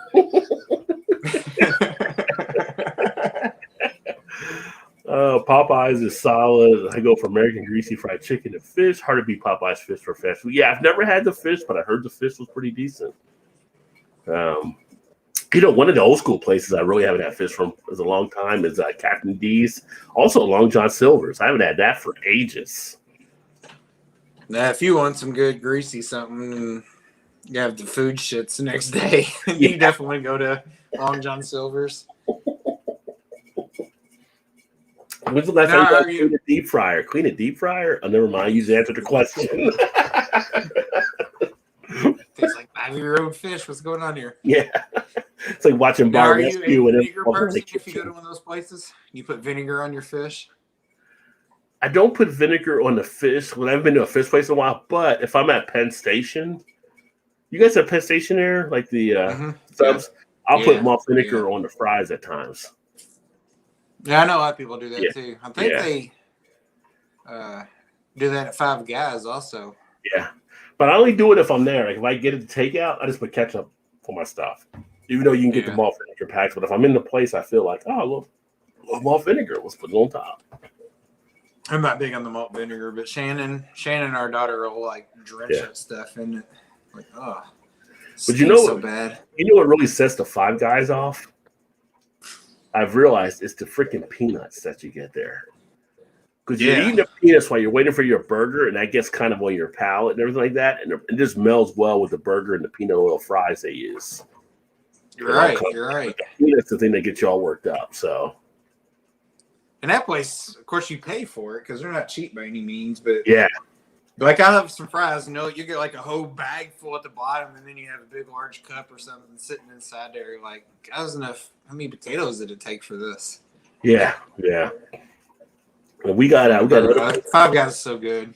We got another place called Mad Mike's. And they're actually pretty good as a burger chain. They're almost like Five Guys, except their burgers aren't as greasy as Five Guys. So they're a little bit less greasy. I think, we get a Five Guys, you get that grease, which is fine. I've had my grease. Is that a good thing or a bad thing? Grease brings the flavor. I get it. I'm just saying, it's just a little bit more of a cleaner type version. So Five Guys is kind of like the New York pizza. You got the grease dripping down to your elbow. It's like, you got grease. I don't care. Leave me alone. I'm enjoying this burger. It's so good. Yeah. How many pennies you got on that? Don't worry about it. One of the good burger places we actually have here, which we had downtown where my office was, that I went to a few times, was Wahlburgers. That Donnie Wahlberg runs, his family. They've actually got pretty good burgers. I haven't been there in a while. Let's see. Was that the one that was was that a bar? Oh, no. That was Lachey's, wasn't it? That was Lachey's. That one closed down. Yeah, Lachey's place closed down. The food wasn't that bad, but I don't know. I felt like their location was a little bit off the beaten path of the main OTR scene, and they did overcharge for what they were charging, I thought, on some things. It just didn't make it. I haven't been to Wahlburgers, but it was Lachey's. Shannon and I went there. We stayed overnight there in Cincinnati one weekend and went to Lachey's because there used to be some sort of reality TV show on. Had Nick him and Jessica Simpson or whatever. Yeah, maybe she was in it too, but she used to watch. And then it was about the time when they were making the bar, building the bar and creating it. So we went there not long after that, and she was like, "Oh, let's go there." I was like, "Okay." Yeah, the food wasn't bad. No, it wasn't bad. It's just kind of, where you went to, it was like you had the main strip of the OTR, but you got to make that right and go down the other street. It's kind of like on that beaten path where all the action. It was kind of a weird spot. I agree. Yeah. Because it's kind of like on a corner or something. It was like on a corner in the building or something. It was kind of weird, though. Wahlburgers I haven't been to. What was that place we went to, you and I, when I come to the beer fest and worked it with you? Remember when we all went out to a burger place after that? Oh, we went to, we went out the night before to, Buckheads. Well, I know, but no, I'm not talking about when we all went. It was just when I just came by myself. Oh, when you just came that time. Yeah. Was it we had the chicken and waffles or chicken? Because that was Joella's. No, it wasn't Joella's. No, this was actually me and you, and then some of the people you work with that actually worked the place also. It was the burger place, right? Yeah, some kind of burger place. That was the name of it though. Blue something maybe? I don't know. I can't remember the name of it right now, but it was. I know what you're talking about. It was like one of our newer burger places, kind of a little bit more of an upscale type burger place. That's where we went to. Kind of was. Yeah, that was good though.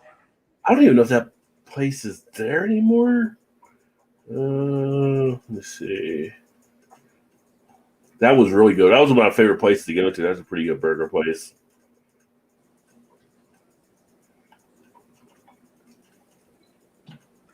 With all these stuff that was closing down recently, some of these places just aren't there anymore. Americano is what it's called. Okay. Yeah, but it was like right there. We came out of the thing.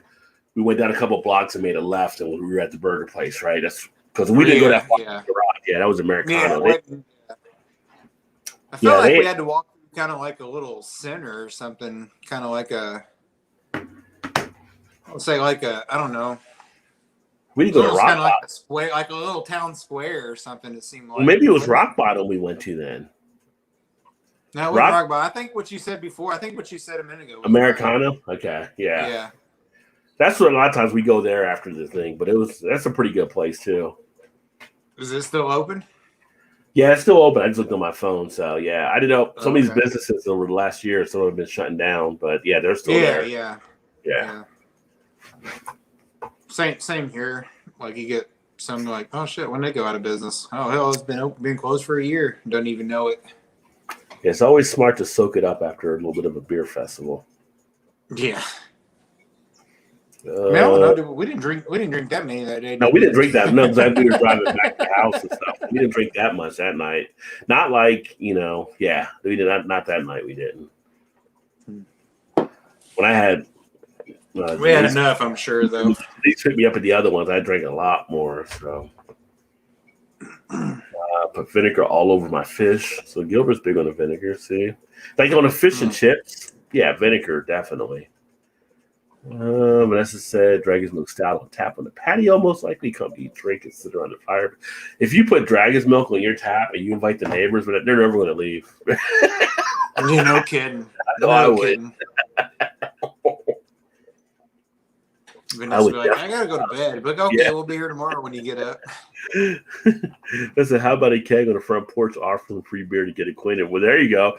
You know what? I mean, like Halloween, I send a lot of parents will pass out beer to other parents that are out with the kids and stuff. So there is definitely a connection with beer. Free beer is some of the best beer around. Yeah, I mean, can't beat the price of a free beer for sure. Let me see.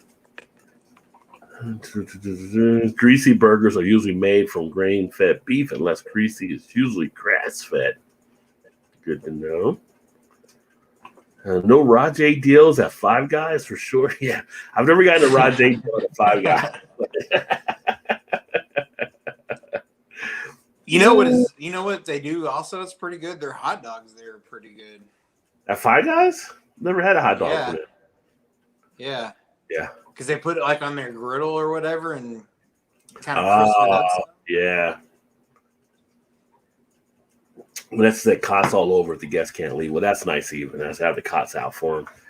There you go. I do like the hot dogs from Dairy Queen because I'll get the hot dogs from there sometimes. I don't. The cheese. I'm not sure if I've had one from there. The chili dogs they have sometimes are pretty good. Like the chili dogs they have from there, like chili like I grew up with, not like the chili in Cincinnati type chili. So yeah, we got a little ice cream shop right down the street from our house, and they've got. I don't want to say the best, but I don't know. It might be the best like chili cheese dogs that you can get. Yeah, because they put their buns in like those steamers or whatever, and they're so. It's just like they're so good. Kind of reminded me of like golf course hot dogs. Yeah, they say technically hot dogs are like one of the worst foods you can actually eat, but a damn good hot dog is a damn good hot dog. I'm sure. Yeah. I'm sure. It's probably all the scrapings off the bottom when they're just cleaning up. But it's like, what can we do with this? We'll make them into a hot dog. All right. I've had hot dogs so many different ways with chili, with coleslaw, with, you have the relish, the mustard, the ketchup, if you go Chicago style, they put a pickle and stuff on it. I mean, there's just so many different ways you can enjoy a hot dog. It's just solid.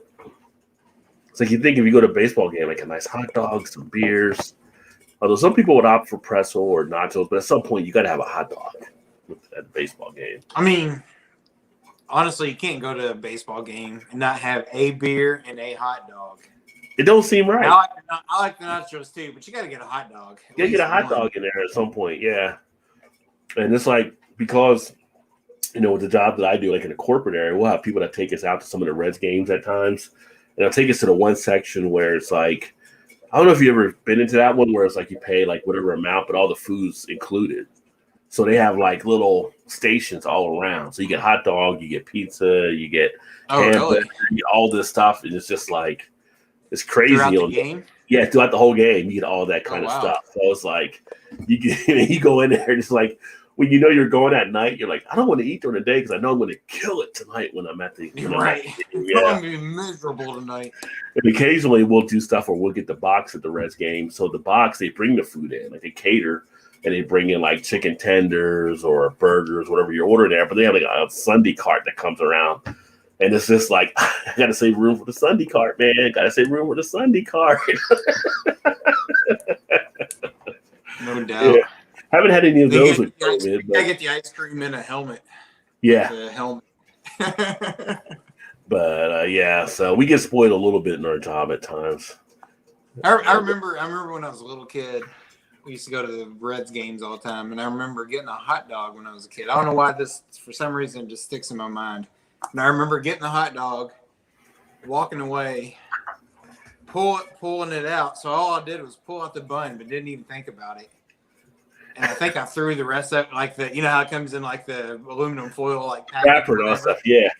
Yeah. So I pulled it out, got it. I think I threw the rest of it away. And I remember I don't know if I literally cried, but I was really upset because I was like, they didn't put the hot dog in my butt. I was so pissed. Like I was really mad. I'm like, I think you threw it away. I'm like, I don't know. Just there was no hot dog. And I just remember just pulling out and the bun was empty and didn't even think about the hot dog coming out of it at all. I mean, I probably wasn't. Yeah. 6, 7 years old or something, kind of one of those silly things you just remember as a kid. Brandon said, how many brews you guys have tonight? Well, this is only my second one I'm having tonight right now. Yeah, it's on my second. Yeah. It is a school night still. We do have to work tomorrow. But if we go long enough, it'll probably be another one in the works. Gilbert says, I love vinegar. I am totally a displaced Brit. Yeah. I'm going to try a place down south of me that sells a 2-foot hot dog. Wow. Whoa. I see some places with some of the big hot dogs like that as well. DQ was great. High school date. Soft serve usually led to the 2-snake blue.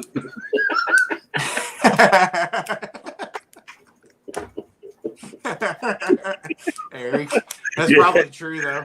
Yeah. How about some soft serve?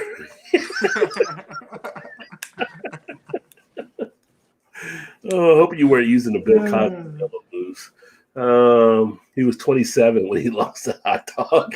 You talking about? It was just a year or so ago. Pulling out my hot dog.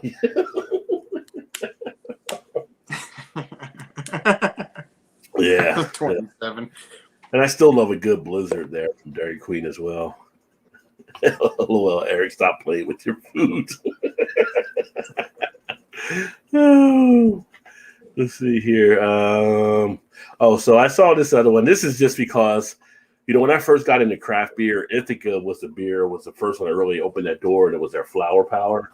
But they're actually opening up a new location in College Town, which is adjacent to Cornell University. So it's good to see them expanding with all the stuff that's happening. So they were the first for me that really took me on the journey through craft beer. Even though I had some craft beers before then, I didn't really get moved by them, like, drinking a Killian's or Sam Adams and all that stuff, like back in the late 80s or whatever. But that one, when I had that later on in life, was like a good one. Women used to dominate the beer industry until the Witch accusation started pulling it in. This was kind of interesting. So there was a piece that came out of Salon, and everybody's been kind of reading and stuff like that. But that's why I was like, it's always funny. That's why I enjoy having the women on the different shows that I do with them, because people don't realize, like, for the longest time, women basically they started and pretty much ran the brewing industry for a long time, and then there's a tie they have to like the witchcraft angle. So it's kind of like they used to wear like pointed hats and stuff, so if you could see where they were actually located at.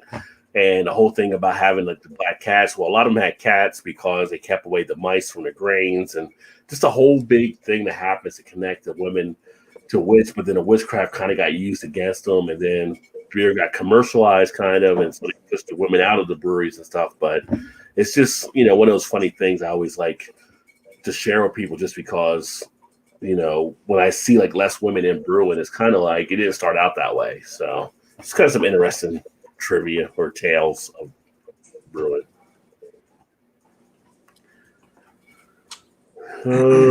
Dixie Beer, they completed their transformation. They are now Fallberg Brewing in New Orleans. So for people that get Dixie Beer, if you can't find them, that's because they're now Fallbergs, just so you're aware of that. I did make a nice little beer too. So now we got like Truly Punch, which is also part of Boston Beer. They're making hard seltzers on the way in May, but the Punch series is supposed to taste like a punch. So they're sticking with it. So they're going to be bringing that line out. And I think it'd be as big as their lemonade and iced teas that they're doing. Yeah. Now here's the thing. I've been reluctant on the seltzers for so long, but then when I did the video this week, I didn't do a video. I actually just did stuff on Instagram of this when I was grilling the steaks. I actually had the seltzer I was drinking was like a lime type. I mean, it tasted like a light margarita. And I thought, am I wrong about this? Like, maybe some of these things are pretty solid. So I don't know. I feel like I might try a little bit more of those now. I mean, I was going to say, opened you up to try some others, I guess. It's different than when it first started. Right. It's not like when it first started and it was, what's the claws, no laws for the claws. Yeah, so like, like those ones I'm not as much, but like the time we were at Party Source, the ones that Braxton had, they were pretty decent. Those were good. Yeah, and then I had this other one from Carrigan, which I'll have the review up on that here pretty soon. That one was pretty decent. And I like a margarita, so it tastes like a margarita. There's some like, maybe there is something to be had here. So I don't know, but you're going to see Truly from Boston Beer launch their line, and they're going to bring in more stuff out there. So that'll be interesting how that gets picked up. And there's a lot of people that like the line. And then now Truly's kind of along the, was that oh shit, I forgot what I was going to say. The seltzers. Yeah, there's Truly's not, huh? Yeah, Truly's on the long line of seltzers, right? Yeah, but that's not the main. What was the one you just said? Like the White Claws? That's like the number one one. Yeah. Truly's kind of like their main competitor, right? Yeah, Truly's like up there. Truly is, I think Truly, I believe, is third. Number one is White Claws. And then there's another seltzer that's number two, but I can't remember who it is. But I know in the article I was reading about them, they said they were number three for Truly. I've seen it. I know out there. I can't think of them. I've seen the other seltzer out there. Is it Bush that does the seltzer or something? I know. Or does Bud Light make a seltzer or something? I think Bud is messing with the seltzers now, but I don't think it's them. I think it's somebody else. It's probably one of the Miller offshoots or something. Or it's a shit. Who did that lemonade beer 2 years ago? It was really good. That was Natty. Natty, yeah, maybe Natty. I think Natty has a line of like seltzers they're coming out with. And then too, but anyway, it's kind of like they're trying to push their thing, and then now we got Japan. They're actually starting to cash in on the alcohol free, so they're releasing different things out of Japan now for low or no alcohol type drink. Which another thing that I'm kind of looking towards. I haven't done any reviews on the channel yet with non-alcoholic beers, but I'm thinking there's becoming a place for those type of things. Like now that you're getting a nice variety and it's not just rules everywhere, you're at lunch, you want something that tastes like a beer, you have a alcohol-free type thing, or you're a designated driver, alcohol-free type. So that's more innovation in the space. So everything isn't just a one label thing like we had like back in the 80s with all the macros kind of tasting alike. So, Japan's going to bring their stuff out as well. And then I will say Budweiser Select making a comeback as a light beer as they're seeing sell. Budweiser Select was not one of the light beers I did like. I was not a big fan of Budweiser Select. So, but apparently some people are because they're seeing it making a comeback now. So that was like their low carb, I think it was like 95 calories or something. I think it was maybe a couple carbs, but it was like a 4.2 or 4.3 beer. So interesting things happen in the beer world. Let me see. Vanessa, it's hard here, Vanessa. Stop playing with his food. Our ice cream stand here near the airport open Saturday. A lot of lines are heading the window where he's. Yeah, I mean, you know what? Nothing says spring as much as ice cream. Like we have a knockoff. I say a knockoff like Dairy Queen. It's called like Tasty Freeze or whatever in one of our towns. And when they open up, they've always got long lines in our parking lot. And people kind of like that turning of the spring. Next week, I believe, is an Oberon gets released. So I'll probably pick up some Oberon just because to me that's kind of like the spring type feel. But yeah, people have been cooped up and they're looking forward to that. As Joe would say, that's on you. Joe doesn't know business. Yeah, that ice cream shop down the street we have, it's a lot like Dairy Queen because they have like the Blizzard type ice creams or whatever. Yeah. But better than Dairy Queen. Yeah. It's better than Dairy Queen. But that place will close like in I think it's sometime around like Thanksgiving, and then they open back up in February. I'm like, why not stay open all year round? And they don't think people want ice cream just because it's cold outside. But, well, I'm not staying outside to eat it. So, well, a lot of people, I guess, don't do it. It becomes a cost decision as well. I mean, we used to have a Dairy Queen when I was in college across the street from us, and they would close from late October through like maybe second, third week of March. But it's kind of like, oh man, I could use a Blizzard right now, but they were closed. It was just like you don't have enough people to occupy the space. So yeah. All I know is like when the weekend they opened, I believe there was still snow on the ground, and there was a line wrapped around the building like it was 95 degrees outside or something. I'm like, well, there you go. Why are you closing for 2 months? You're losing out. And it's just a small building. It's not like it's not like a big overhead or anything. I can say here at Dairy Queen that we have now, I mean, they're a inside store, so people go there year round for sure. Yeah. Well, yeah. Which that's where we have to go if we want something during those months that they're closed. We'll go around the corner to Dairy Queen, but much rather keep it local. This is lube is important, Eric. Use those condiments. That's about a meat maker near me in Elton. I need to do some more meat. Ooh. I really enjoyed the meat that I did that review on. Nice. But as a zero carb, that will be great this summer.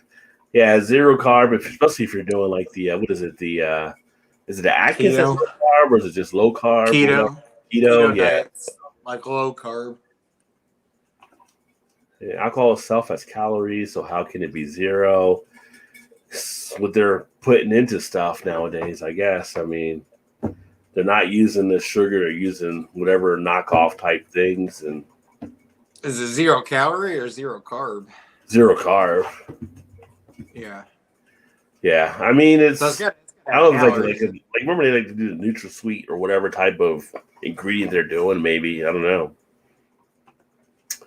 Oh, 0 carbs. I see. Okay, she would say 0. Okay, she meant 0 carbs. Okay. Yeah. Bud cells are 8. Great for getting a shit face at noon on Saturday trying to wash your car. Yeah.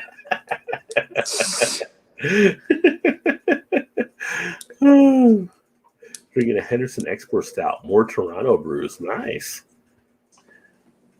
Quebec brewery that makes only real good non-alcoholic brews. Yeah, I mean, because it is becoming more specialized on some of the people doing the non-alcoholic stuff. So that's why it's kind of like I do want to test some of those out. I just haven't done it as of yet. I mean, I get down with that. Like if it's a good, good beer where you don't feel like you're missing out. You want to drink and don't want to get tanked or whatever. Yeah. Well, it used to be like people. Like one to drink a couple non-alcoholics and drink a normal one. Maybe get a little something going. But I think like people have kind of more refined their palates now.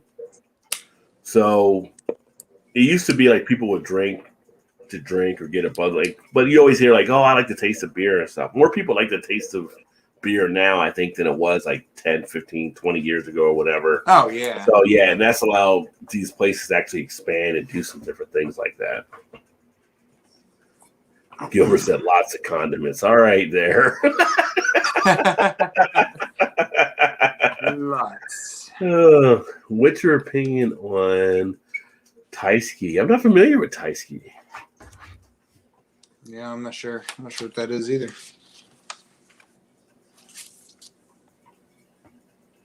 Let's see if I see anything on that. Polish brand of beer. I haven't had any of the Taiski. It's funny though.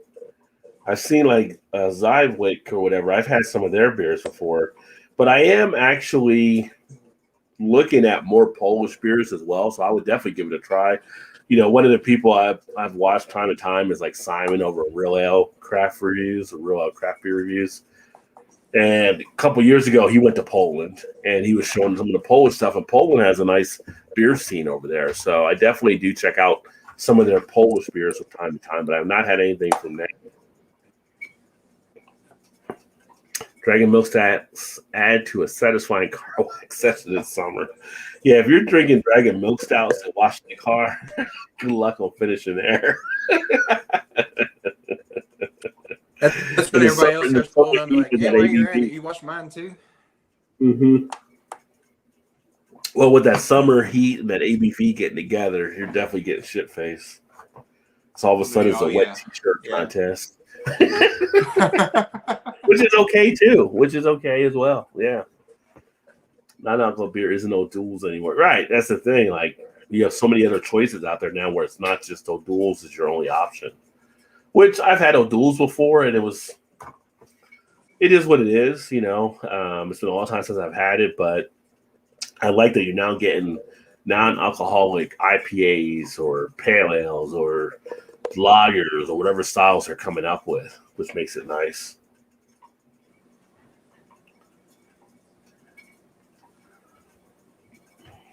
Let's see here. Nordic Moon Meadery, 5 miles east of me. The duck farm is out that way as well. Oh, so there you go. A little ride out to the duck farm, a little ride out to the meadery. Not a problem at all. I do want to try. I would love to try Vanessa's duck eggnog at some point, though. But I know it's pretty damn delicious. I'm pretty sure. I will not doubt it. Delicious. No. and along with one of those wood-fired pizzas. Yeah, and the wood-fired pizza. I wonder, like, deviled eggs is a treat I like to enjoy. And I wonder if Vanessa has ever done, like, deviled eggs using the goose eggs. Ooh. Because I bet that would be kind of a little bit more of a richness to it, which would be nice as well. They're a lot bigger, though, aren't they? Not a lot, but they're bigger than the regular. They're bigger than duck eggs, yeah. I go to. If you do the, what's the, what are those called when you bread them and deep fry them with sausage? The deep fried ones. I've had those like at the Scottish eggs. Scottish eggs, yeah. Oh my God, yeah, those are freaking phenomenal. Yeah. Yeah. I can knock those out. I get mad like I only get 2, like, but you get you so much work to prepare them and everything. Yeah. Yeah, like Vanessa said, duck egg yolks are very rich. I'm saying there'd probably be a richness to that deviled egg if you did it with the goose eggs or the duck eggs. Either one of them. Vanessa, are they so rich that you can't eat like you would a normal egg? Like a scrambled egg? Did you eat like a more than one. I guess there's one too many for a duck egg. I'm with you there, Gilbert, on the stout porter and the dark Belgians. This dark eggnog hits the spot. I bet. Are seltzers just alcoholic near beers?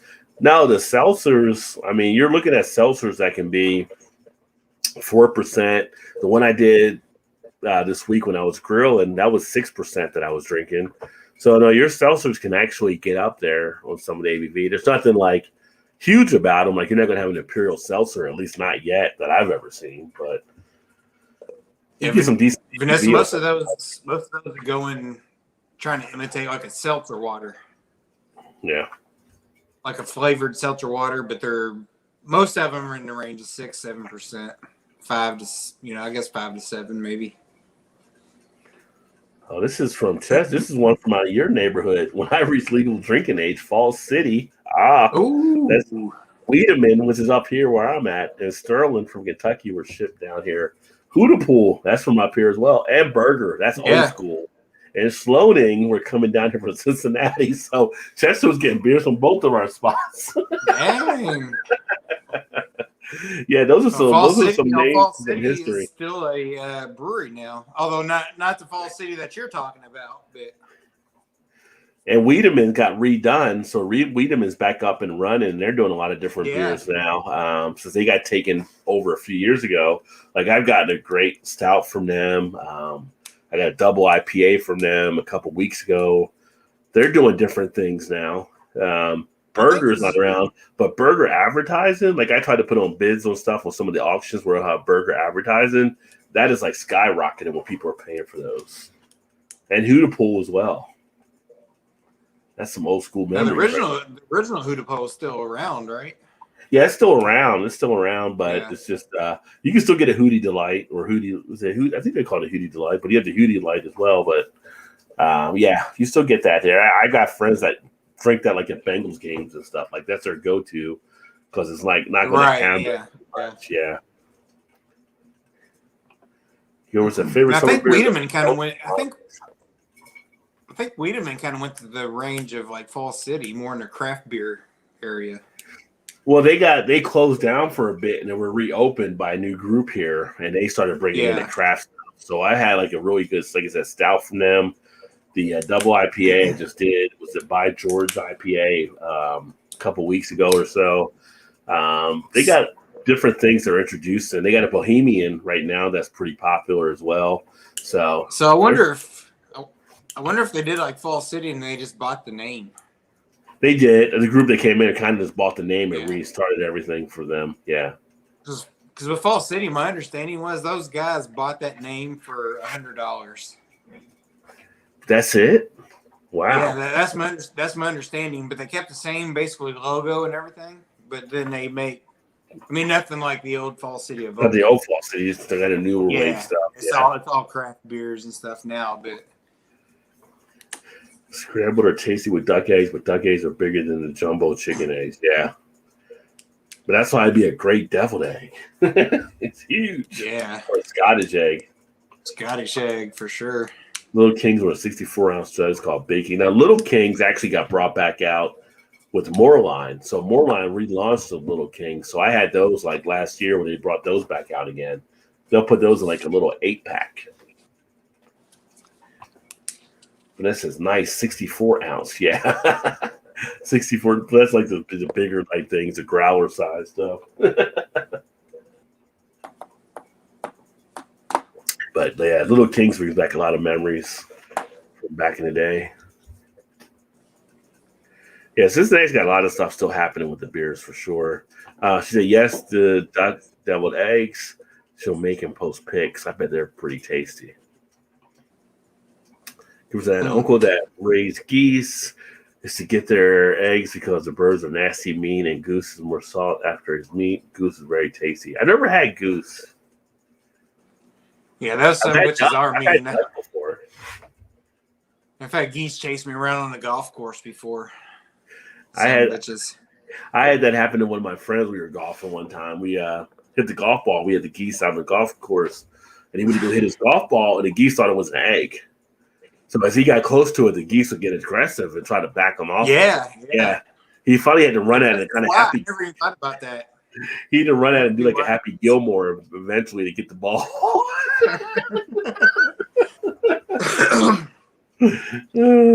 Like Chubbs losing an arm to a goose instead of an alligator.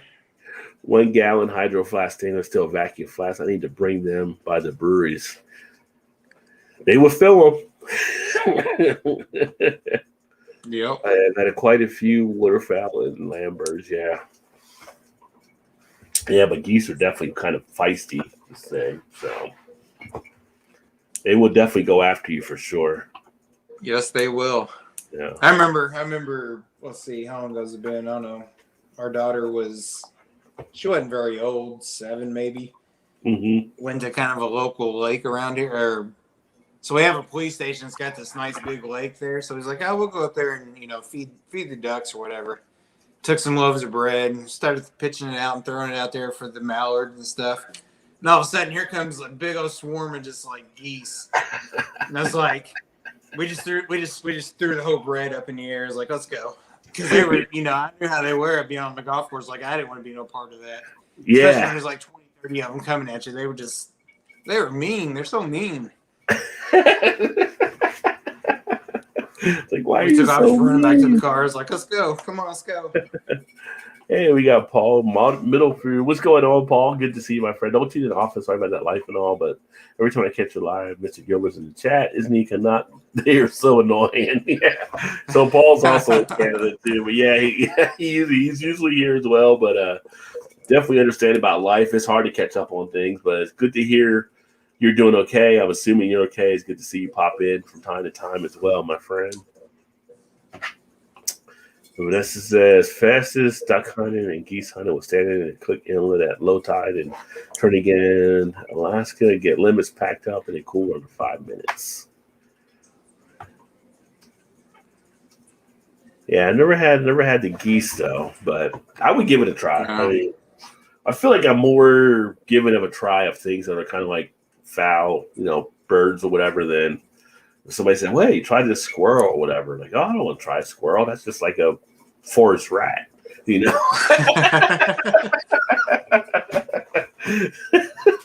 I have had squirrel before, and it was pretty good. Yeah. I mean, I think my wife had it before because she grew up in West Virginia, but it's kind of like the little bones or whatever. But it's like, I don't know. It's just the idea of eating a squirrel. It's just like, I don't know. Well, the squirrel I had was kind of like shredded, like barbecue. Yeah. Just in like a crock pot with barbecue sauce on it, all shredded up. So you just make like a sandwich. But man, it was good though. Yeah. Well, I mean, definitely if it's a squirrel and it's kind of a wild squirrel in the forest or whatever, they're definitely a lot healthier than if you were eating something where it might be getting other crazy stuff like, rats or something would eat. But, if the time was presented itself and I had to eat a squirrel, I would. It's just not something that would be at the top of my. No, that's the top of your list. Yeah. I've had gator. I like gator. Gator's pretty good. So would you do fried bologna or squirrel first if you had to? Fried bologna.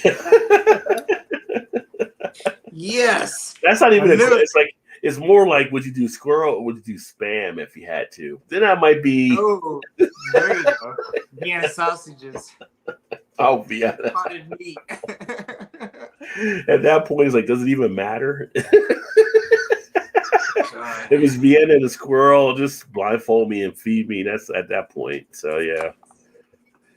Have you ever had potted meat before? No, I have not. I don't think I have either. Yeah. Shani's back. She said her mom used to buy it all the time. Yeah. She bought it one time and opened it up. She's like, oh, I don't know about this. She's like, you want it? I'm like, nope, looks too much like cat food for me. I ain't eating that either.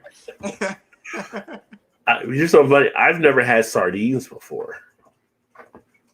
I have not either. I'm like, the wife will eat them, but I'm like sardines, and it's like no. She's like, but you like fish? So I'm like, I don't know. It's something with that in a can and just being on the shelf. I've heard they're good, though. I've heard they're good. Oh, people put sardines with the hot sauce and the crackers and all that kind of stuff. I know people go crazy on them, but I'm like, It's in a can. I want mine in the seafood section or out of the ocean. Like I want to, like, I don't know. I feel like getting fresh. Yeah, I want to sit them in a can for months. I have been tempted. You know, when we went on keto there, 2 years ago? Oh well, yeah, 2 years ago. I guess now probably close to a year and a half. A lot of people would swear by those sardines in a can. So I didn't do it, but I wanted to get so much. I was like, I don't know about this. I just can't buy it. I'm not buying it. Every time I see them, it's just like, nah, I'm good. I'm good. Leave me alone. I don't want any of those.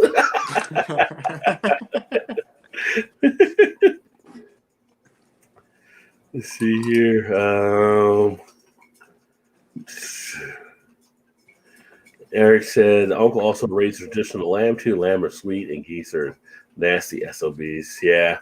I do like some lamb meat, though. I can eat some lamb. Geese is tasty. Duck is too. I made yummy squirrel stew. See, but that's that squirrel. That's not like everything, though. I only tried. I was gonna say, there's probably nothing she hasn't tried. Yeah. Gray squirrels are fat and tasty here, she said. I don't eat squirrel or rabbit. I've never had rabbit either, but my wife has had rabbit before. She said it was actually pretty tasty. I can see eating rabbit. Like, I would eat rabbit before I'd eat squirrel. I don't know. Want me to hunt down some squirrels to send to you? I can make it in a squirrel sausage. I wouldn't even know how to cook it. Just like, you know what, though? If it was something like squirrel jerky, I probably would eat squirrel jerky. That wouldn't throw me off as bad. I'd try squirrel sausage. There you go. Todd would try. I trust you know I'm just really smart. Yeah, oh, he knows, Paul. Rabbits are tasty too. Rabbit is damn tasty, Eric says. Yeah, I've never had rabbit. You guys are already killing Bugs Bunny, man. Potted meat is a cut below Underwood devil's ham. You know, devil's ham, I'm thinking it's kind of like that canned ham. I don't think I've ever had the canned ham. Like, all the ham I've always had has been like, you know, the big ham you get in the freezer, you cook yourself. Like my grandma will make for like, you know, Christmas dinner or something like that. I don't think I've ever had it where it came out of the can, but I know people do that as well. Let's see, Vanessa says sardines are tasty. Eat them with crackers. Yeah, crackers and hot sauce is what people usually eat them with. They sprinkle some lemon on them. I've had several families of bunnies that live in the front yard. Oh, so tempting. Don't eat your pets there, Vanessa. Those bunnies think they're safe now. Paul's in the house. PA Brew News. Cheers, all. It says squirrel and rabbit. Great tasting indeed. Cheers, brother. Millionaires with crackers and old cheddar. Squirrel pot pie is Squirrel great. pot pie. So the Great White North is beauty. Way to go. Just confirming them the real deal. Grilled squirrel sausage. I can make some tasty squirrel with cheddar cheese filled sausage. Ooh, yes, please. Vanessa, I'll send you my address. Todd's ready to sign up for that. ASAP. Paul says sardines are good too. Meats, and man's got to eat. Well, Paul loves all the meats for sure. I've got a rescued owl in my house at the moment. Really? Wow. Was the owl like hurt or something? And you're kind of nurturing them back? Popeyes are meant to fill with your favorite meats. Yeah, you know what? I was never a huge Popeye fan though. In the East Coast, Popeyes are pretty big. I don't know. I just never was a huge Popeye type fan. I like Popeye. Not planning to eat it yet. Oh, well, that's good. He said, "Oh, it was hit by a car." So he's nursing the back from being hit by a car. So, see, Paul's got his soul. Paul cares. People don't think Paul the Mediterranean coming out. Yeah, he is. He's a big pushover. Not my car, he said though. Yeah, well, good for Paul. I see some of those things like on the those dodo videos where the people are saving animals and stuff like that. And like, there's some interesting ones that are saved, and it's always a nice little thing to do. But Paul, you could have done a dodo video there, saving the animal. And anyways, kippers, love kippers. I've always heard about kippers. I'm not a big fan. My wife eats capers. which is something too. But I'm like, yeah, like I wouldn't eat. Like I've been at events where I've had like not escargot, but what's What the are- fish? The fish eggs, caviar. Oh, caviar, yeah. People are like, oh, you should try the caviar. I'm like, no, I don't think I will. I don't really want fish eggs. But I tried it once. I remember in 7th grade, our history teacher, for whatever reason, would give you extra credit if you tried caviar. Was he French or something? No, I don't know why he did it. He just, I don't know if it had to do with maybe what we were studying. I'm not really sure, but I tried it then. It's just salty. Yeah. From what I remember. And frog legs, Capers are the same way. They're just a little bitty. I don't even know what they really are. They're just kind of like little bitty salt balls almost. They're pretty salty too. It's like I've been offered frog legs before. Like, they're like, oh, it tastes like chicken wings. I'm like, do we have any chicken wings? So I'd rather have those than the frog legs. You've never had a frog leg? I've never done the frog legs. Oh, they do. Honestly, if you did a blindfold tasting of like a chicken wing and a frog leg, you might slightly know the difference, but not much. They're so close. I'd have to be blindfolded before I get to try a damn frog leg. But the frog legs are good. I mean, I've seen them and they're in front of me, and I'm like, what's on the next tray? Hard pass. they're kind of greasy and stringy though, a little bit, but they're good though.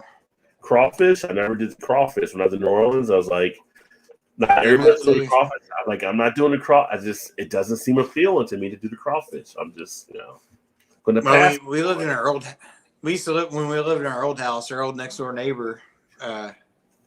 Every year, I don't know. Her birthday might have been in, March, April, May or so. I feel like it was close to Derby time, which is the first Saturday in May. They, as their birthday gift, they would fly in from New Orleans like 10 or 12 pounds of crawfish, and he'd have big old crawfish boil. And they were good. Yeah. His wife had down pat. Like me, I'd fumble around. I was like, this shit ain't worth it because you don't get like a pinky nail worth of meat out of it. It wasn't much. It's like, I don't know about this, but she could like crack it open and be like, here you go. I just stand next to her like, here, open it for me. And I'd take it. Well, that's like Craig. It was good. That's like crab legs, right? Like some people crab legs to a science. Like, you're getting a crab leg and you got some of the meat still stuck inside, so you get to skewer it out. Like some people, it's just all the meat's out. Like they know how to do it. It's just they got the form. They just know. They just know how to crack at the right spot. They get all the meat out and stuff. So our daughter and niece, my brother's daughter, they love crab legs. Every time we go to like Red Lobster for their birthday or something, they crab legs. I'm like, but they've got it down to where they can crack it and just kind of peel the shells off, and all he gets the meat's like, all right. God, I haven't been to Red Lobster. I usually just wait for him to peel it off, and then I'll just reach over and steal a piece. I haven't been to a Red Lobster in the longest time, but you know what I think of when I think of Red Lobster? What? It's not the fish. I don't know. It's the damn cheddar biscuits. Oh, yeah. Cheddar biscuits. Yeah, those things are. I can just see the whole meal of those. I'd be that guy that'd go, like, if you go to a Mexican restaurant, you just get the chips and salsa and a water, and just get up and leave. I could totally do that with their cheddar biscuits. There. I'd be like, just give me a Coke, and I just want biscuits and nothing else. They'd be like, how much is the refill of cheddar biscuit? Oh, they're all included. I'm good then. Just bring me a glass of water. I'm good. Yeah.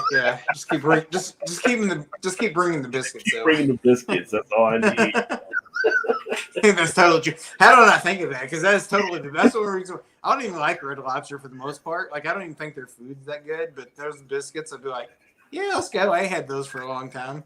The cheddar biscuits they have there, again, they may use crack in them because you get addicted to them really quick. So they're pretty solid. I don't know. Yeah, they're amazing. And then we have like old Charlie's here. They have the rolls that are like freaking addicted too. Those rolls are good. Yeah. Well, it's kind of like Texas Roadhouse and the butter that you get there. Like that I know you guys don't have the you don't have the buckhead anymore, but they're with their rolls and that bourbon butter they use. You could just too. It's like just go ahead and that one blows down here. Yeah. I haven't been there in a while. We haven't been anywhere in a while because of the COVID, but that's a place I need to go at some point here. Although on the flip side, Bell's Brewery took over the Buckhead there, so Bell's Brewery. You got they, Bell's Brewery down there now? will be. They're still working on it, but they Shit, took over. You didn't tell me that. Yeah, so it's gonna be like a big restaurant and brewery. So you got Bell's and you got Highwire. Or not? I'm sorry, not Bell's, but Upland. Not Bell's, but Upland. Well, Upland's pretty good too. It's not Bell's, but Upland's pretty good. Because you're about Upland took it over. You're gonna need an account for your beer to go from your paycheck. You're gonna Upland and Highwire coming. No kidding. But this you can make some darn good smelling pot pies. I believe that. I've got a soul. Ouch, man, that's raw. Oh, I know you got a soul. I've always said that, but other people think like, you guys, it's impression. Like maybe you don't have like, yeah, Paul's got a soul. Paul's a big pushover. Owls are regal birds. Pot pies and meat pies. Watching owls hunt is a great pastime when I find them. Yeah, owls are some great, bird hunters. Pauls have soft souls, right, other Paul? Yeah. Had a beer a while ago that was brewed with caviar. I have not seen anything brewed with that. Ooh, that's kind of interesting. Who did that one, Paul? Yeah, how was it? How was that one? Fried crapple eggs are a poor man's caviar. I don't even know what crapple is. What's crapple? Crappie eggs. Oh, crappie. Crappie. What did the I being an L? My bad. Must be the new glasses. You're a very good soul, PA. Thank you for helping the owl. Yeah, Paul's got a great soul. Frog legs are good. Stir fry them. I've just seen them kind of like fried or roasted or whatever we did, like chicken wings, but could be something you could do there. Kippers cold smoked fish from Scotland or Ireland. I've heard of kippers. I just didn't know they were there. Yeah. I didn't know what it was. See, Chester says frog legs are great as well. Break down, Rod. You got to break down and have some. We'll do another survey like we did with the fried bologna. There you go. You best eat crayfish in New Orleans. I can make a batch of crawdad bulls. Yeah, we were in New Orleans, and it's just, I just didn't feel I was like, no, I'll get the jambalaya. I'm good. Or I get a po' boy. I had the shrimp, the peel and eat shrimp, which if you're in New Orleans, be careful who you go to get the peel and eat shrimp, because some of them, when they say peel and eat, they mean peel and eat. Like, we just picked it off the coast. You got to do all the rest type situation. Rip off tail, duck.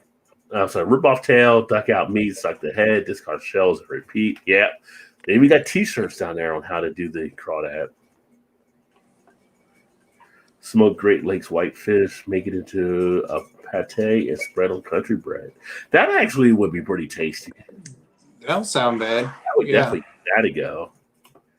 Crab legs are darn tasty. Inhale them. Yeah, they are tasty, and there's work you got to put into them for the crab legs, though.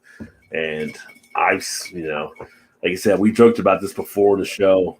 Some of those buffets where they have crab legs, it's almost worth it. You could easily have a Royal Rumble break out at any time. Wear your pads and football helmet. Yeah, that's all. People go crazy waiting for the new crab legs to hit the line.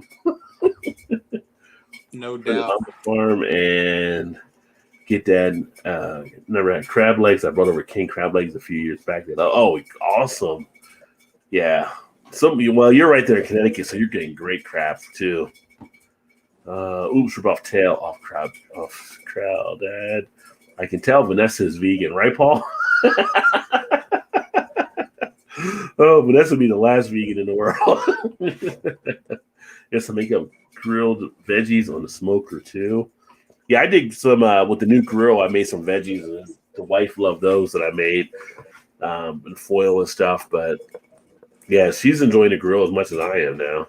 I was gonna say, you liking it pretty good. Yeah, I didn't do anything tonight because we had the rainstorms. I think you had the storms yesterday that came through with rain, and we had them today. Yeah. I had some burgers. I've got some jalapeno stuffed burgers, jalapeno, and I think they're blue cheese stuffed burgers, and some bacon and blue cheese I'm going to make on the grill tomorrow. Red Lobster's had a premix box of those biscuits. Really? Oh, you're on TV, right? I see you now. Oh, am I on TV there? Scooping ice cream. Oh. Scoop, there it is. Pies. You will be begging for them. I never heard of the fried fruit pies. I know we had those meat pies when we were in Jamaica last year, and those things were amazing. Yeah. Yeah. I think back to Jamaica. I think about when we had that jerk chicken on the beach at the resort we stayed at. That was pretty nice. Like every day at our resort, they would make jerk chicken, and you just be on the beach, just relaxing.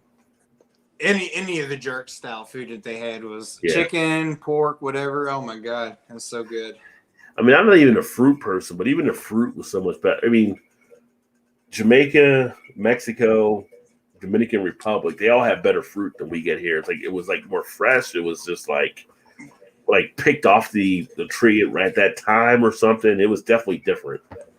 Well, you're right, because we asked the lady one day, because we'd get like some fruit to breakfast every morning. I was like, why is your fruit so much better here? And she said the same way. She's like, well, we get it.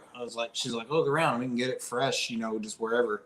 Yeah. It's like probably the stuff you get back in the States is like, just aged and got all kinds of stuff in it to keep it, preservatives and stuff, She's like, we just get it fresh here. It's just fresh. And it did. You could take, it's so much different, so much better.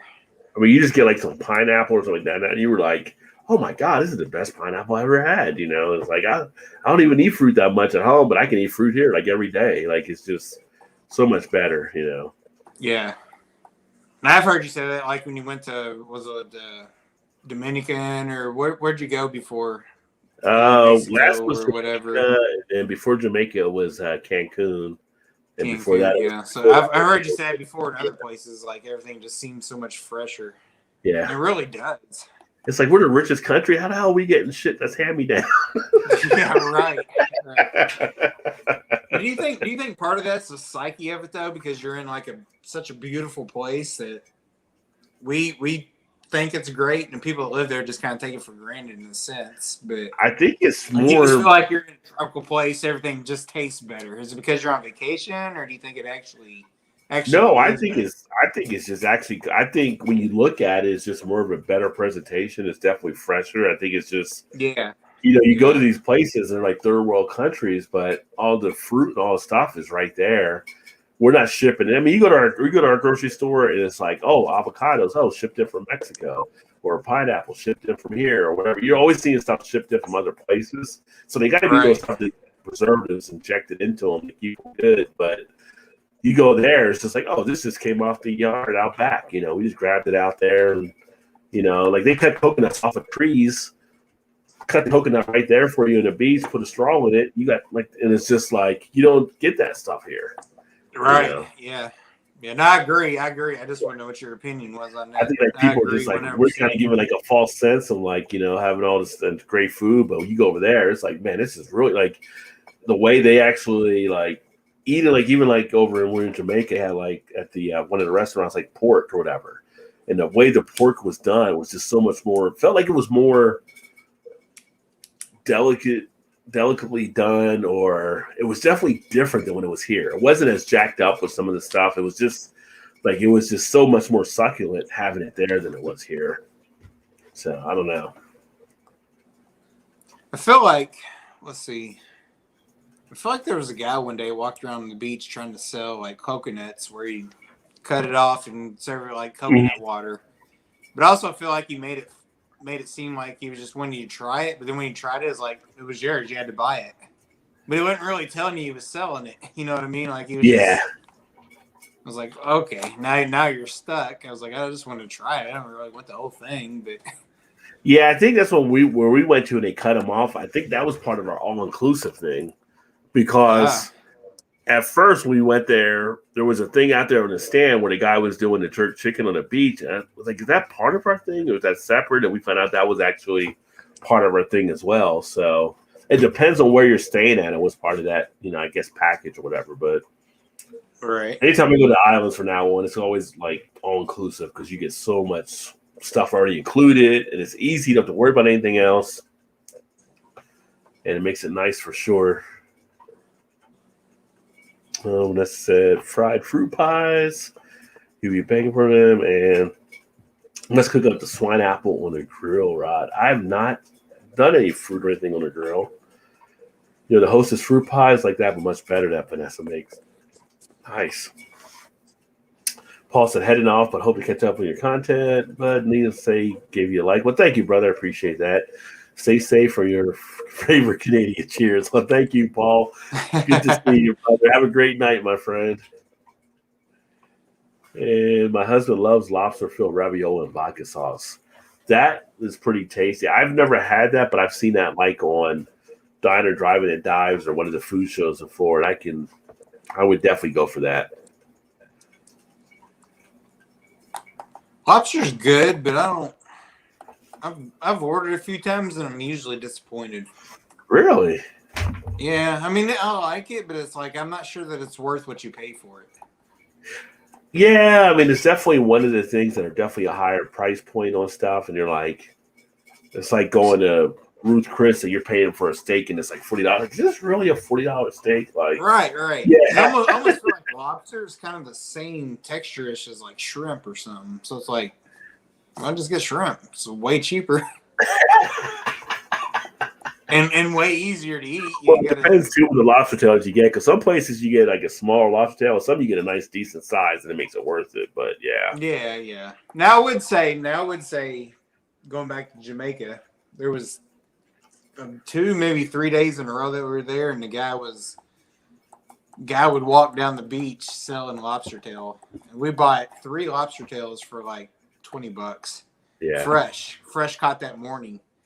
And he had like his own little garlic butter type stuff to dip it in. That was so good. That was good.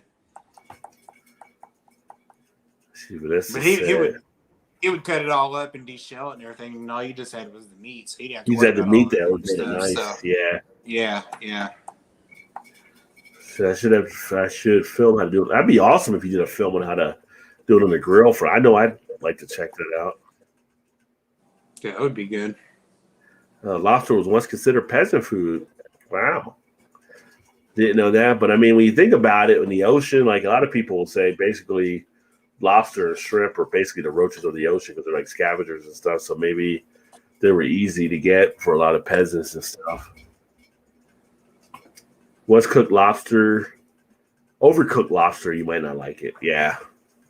I can see that happen. It's kind of like deer meat. Like when people overcook Gets deer a little meat, tough. they don't make it the right way. The deer can be like not tasty at all. You gotta know who's making the deer. How they're doing. Lobster almost kind of gets rubbery and kind of tough feeling if it's overcooked, for sure. I do like good venison when I can get that as well. Mix up garlic basil butter and place scoops on top of salmon as it cooks in the smoker. Ooh. Now I've done salmon on our grill.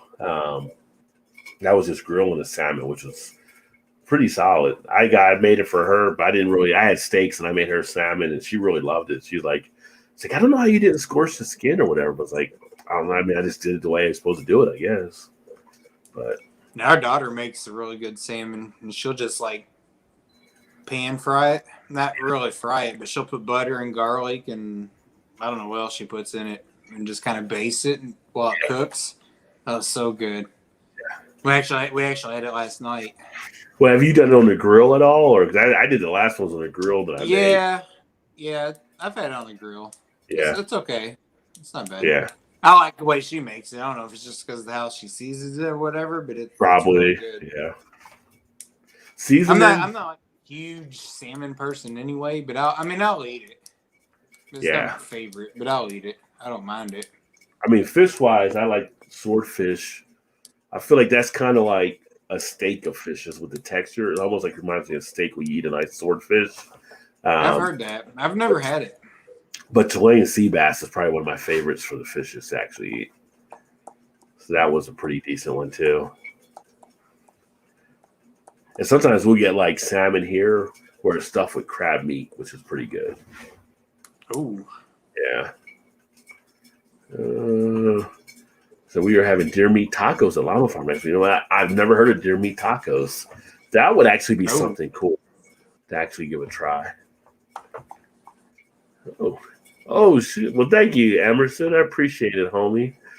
Hammers with a $5 bomb. Get a couple tall boy seltzers and get it lit enough to do some goofy shit. Nice.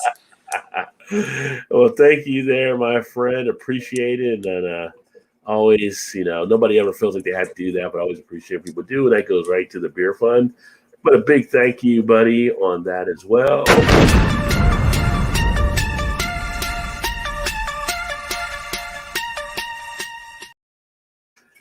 Always appreciative, my friend. Using a cast iron fry pan with a bit of olive oil, saute garlic cloves and the oil out first. Nice. Yeah.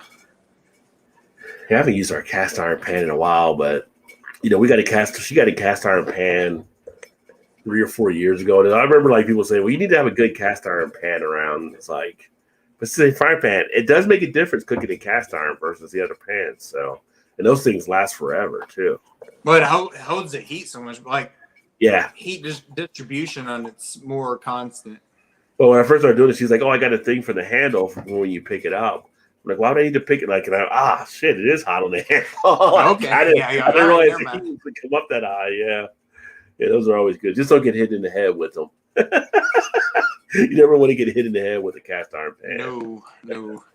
I actually just started recently using them again, only because Shannon's brother was using them. I always thought you couldn't use them on a glass top stove. Yeah, because I always heard that it got too hot and it would crack the top of it.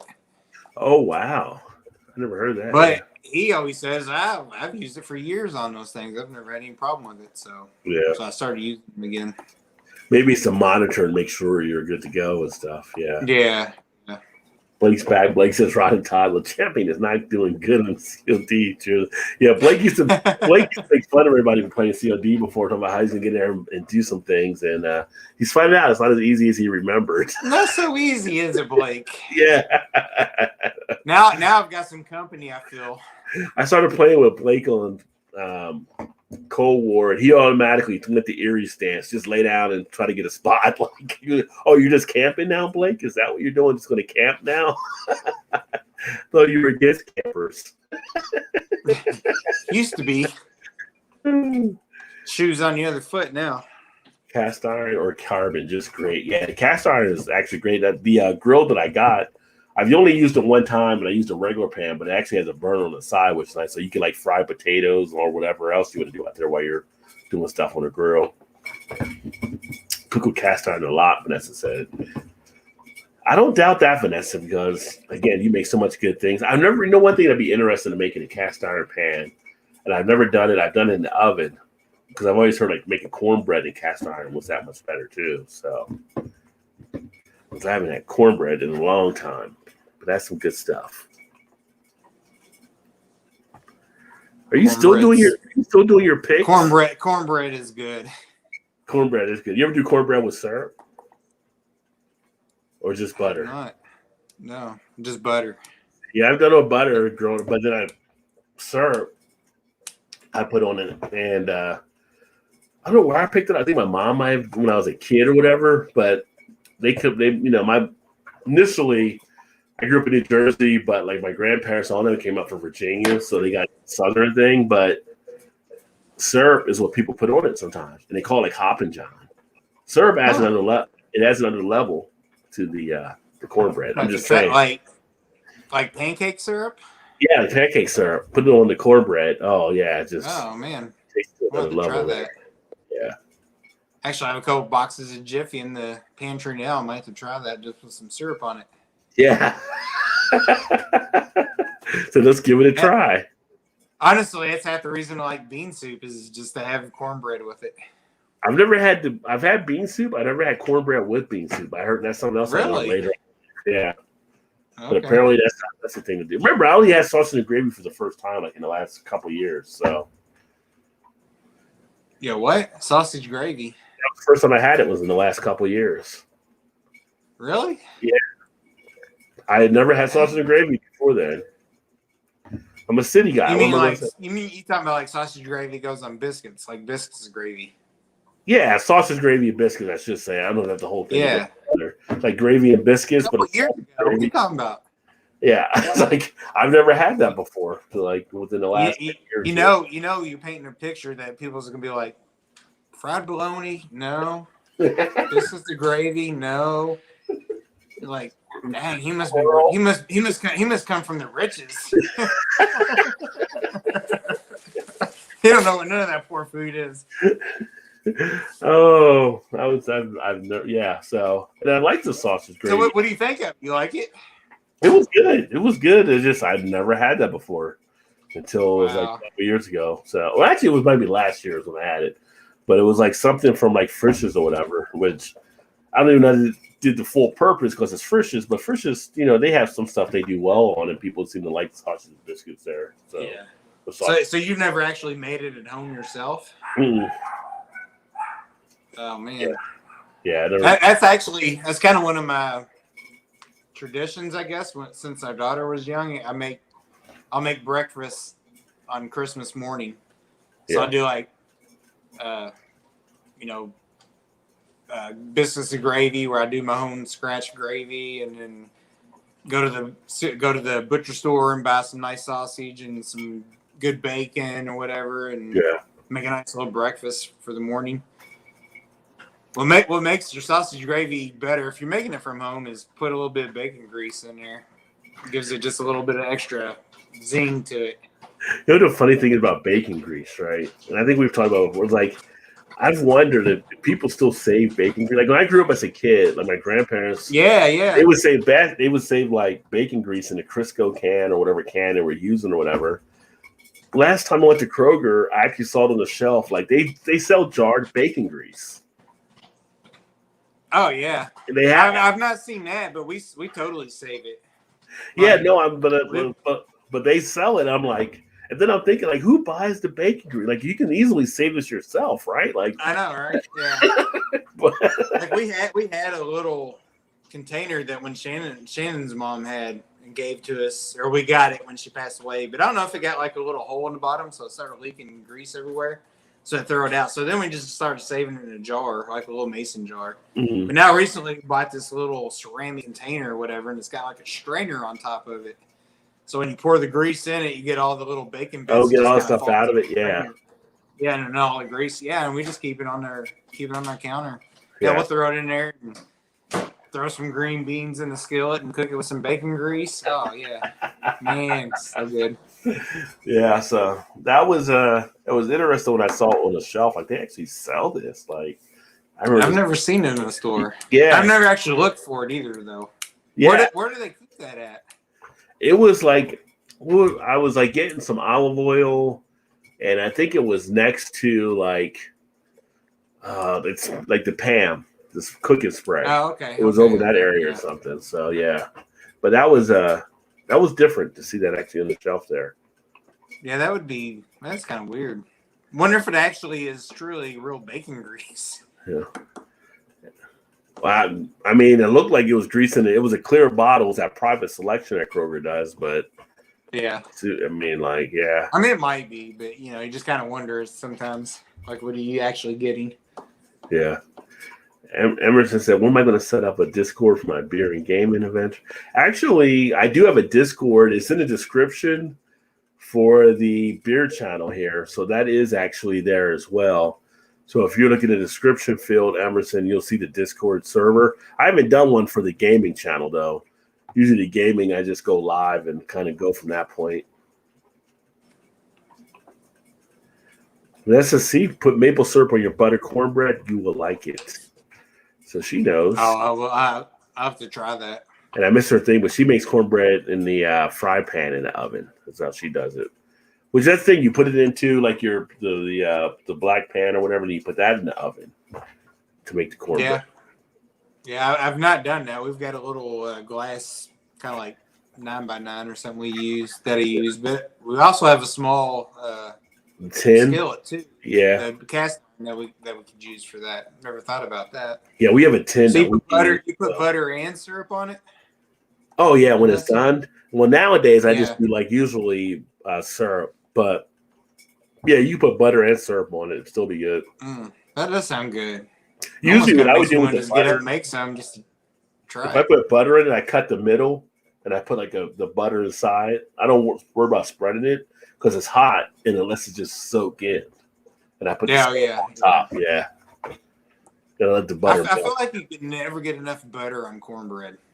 I don't think anybody could ever get enough butter, period. Like butter is always. Well, I mean, that's a good point. Butter and bacon, like the two B's, they're always good for stuff. Yes. Gilbert's drinking a Wellington Imperial Russian Stout. Classic. Nice. Sausage and gravy on biscuits. Great breakfast foods. Yeah, like I said, I was late in life finding out about that one. I knew people that ate sausage and biscuits. I just never did it until recently. Sausage and biscuit gravy. I'm Canadian that has sausage gravy. Damn, Rod, dude from the Burbs. Yeah. Right. Exactly, EG. That's what I'm talking about. Like, I never had it and stuff. So, yeah. Cornbread over the fire pit. That would be nice. I've also had cornbread with spicy cornbread with like a jalapeno or something in it too before, which was really good. I might try this sometime in the cast iron. Put some cornbread and do it like on my smoker and smoke cornbread until it gets done. Wonder how that would be. It's only one way to find out. That's what I'm thinking. Now I got the wheels spinning a little bit. Cheers, Josh. Good to see you. So cheers, all finished with Green Dreams from the Triple Crossing out of Richmond, Virginia. Great stuff. Nice. Well, cheers to you. Well, Josh, if you're still here, since you're in Virginia, what was I looking at here? I don't know how far you are from Fredericksburg, but I don't know if you saw this earlier, but they actually, Maltese Brewing, going for the spiciest beer down there in Virginia. Pineapple IPA infused with 500 Carolina Reaper chilies. So if you're close to them, maybe check it out. Let us know what you think of it if you do try it. But I'm going to say it does bring the heat there. I'm enticed to find out more about that beer for sure. I feel like that'd be way too hot to even try to drink. 500 ghost peppers? I would give it a go. I mean, I'd try it, but I mean, God, it seems hot. That seems like it'd be hot. Yeah, not even ghost peppers. It's Carolina Reaper, the hottest. All right, the Carolina Reapers. Yeah, that's what I meant. Carolina Reapers. I just feel like it'd be like, whew, burn your taste buds right off. Let's see here. And then Vanessa says she also saves the bacon grease, so there's another saver. Try the red eye gravy. I haven't heard of the red eye gravy. I've heard of that, but I don't know exactly what that is. Lard made biscuits, deli. But anytime you put lard in something, it's kind of like it's a double-edged sword. You know you're going to pay for it later, but you know it's going to be damn good as well. So you use lard in these things? All right. It's like being Canadian and never having a poutine. Ooh, yeah. I mean, I did have it though, finally. So I do like a good poutine. Poutine is so good. Yeah. We got one place here that really does them really good. We have a couple places that do them, but one that really does it good. Hey, what's up, Malt Muser in the house? Cheers, my friend. You don't know Malt Muser? Check him out. Another great whiskey reviewer and great breakdown of whiskeys every week on his channel. Grilled cheddar cheese sandwiches over the bacon grease rubbed in pan. That sounds so dirty, but it sounds so tasty. It is good. I've actually done that before. You're talking dirty to me right now. Fried chicken and lard, that'll work as well. Smoked maple syrup over pecan wood syrup. I have a stash of this stuff. Oh, so many different syrups. Chicken waffles and maple syrup and hot sauce. I've done the chicken and waffles is so commonplace in places now. Right spots. But I do like some nice chicken and waffles. I've had it with the maple syrup, but I've not had it with the hot sauce also. You got to put the hot sauce on the chicken. The syrup goes on the waffles, and they get together. And it's like, what's going on? I don't feel like a few of the restaurants I've been to, it's had it. It's just kind of, they put the chicken on the waffle, and then the syrup drizzles over, but I never had the hot sauce on it. If it's a place serving chicken and they don't have hot sauce, they don't know what they're doing with the chicken. Wow. And fried chicken. Yeah, next time you're back up here, we'll have to go to what did I mention earlier? It was let's say it's Jolene's. Joella's chicken. They have a great. Yeah, we got one here just opened up. Yeah, their chicken and waffles is pretty damn good. I'm gonna try that. Fresh butter at the farm each Friday. You get there about 6 o'clock when they're making it nice. So sausage is my best breakfast meal or dinner. The SOS, is that the sausage biscuit thing? Hey, what's happening, Peggy? You guys make me hungry with the cornbread and syrup. Sounds yummy. Your mom's never had the cornbread and syrup either. So, yeah. Yeah, it does. Well, it doesn't surprise me because I've never had it with that. I always just had butter on it. Yeah. But next time I make it, syrup and butter it is. Yeah, like I said, in the South, they call it Hoppin' John is what I found out. It is pretty tasty. It's cooking in the smoke pot in the cast iron fry pan. The cornbread will get the smoke. Well, there you go. I think you got I was thinking. Now, I think their SOS might be shit on a shingle, but I'm not really sure there. Yeah. Oh, okay. Gotcha. Yeah. And then Josh says, lives right by Fredericksburg. So, Josh, we need you to find out about this Carolina Reaper beer.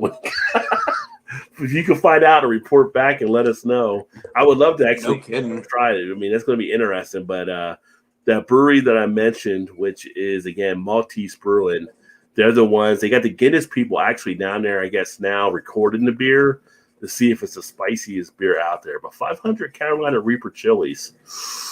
That's hot, baby. Malt Muser, well, thank you, sir. Appreciate it. Always appreciate that. And like I said, no one ever has to do anything like that. But when you guys do it, I do appreciate that there. To put it towards the beer fund. So thank you, sir.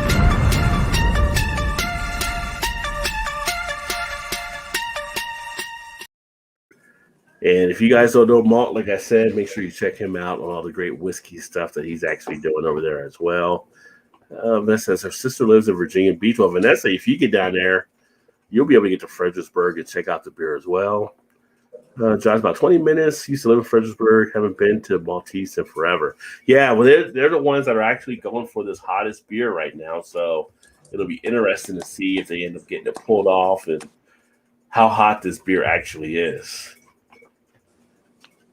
Hey, Peggy, it is yummy. Yeah, I always going to want cornbread this weekend with syrup. I want to say I like cornbread anyway, but I'm thinking about making some now. Just in the smoker. That might be a Sunday little thing on Sunday afternoon. Oh man, red eye gravy is made from ham grease and black coffee. Sounds gross, but it's tasty. Oh, okay. Oh, okay. Not what I had in mind. I do like a good gravy though. Peggy says, hey to Vanessa. No red eye gravy, coffee in the bacon grease. Put that in there, I guess, when you're actually making it.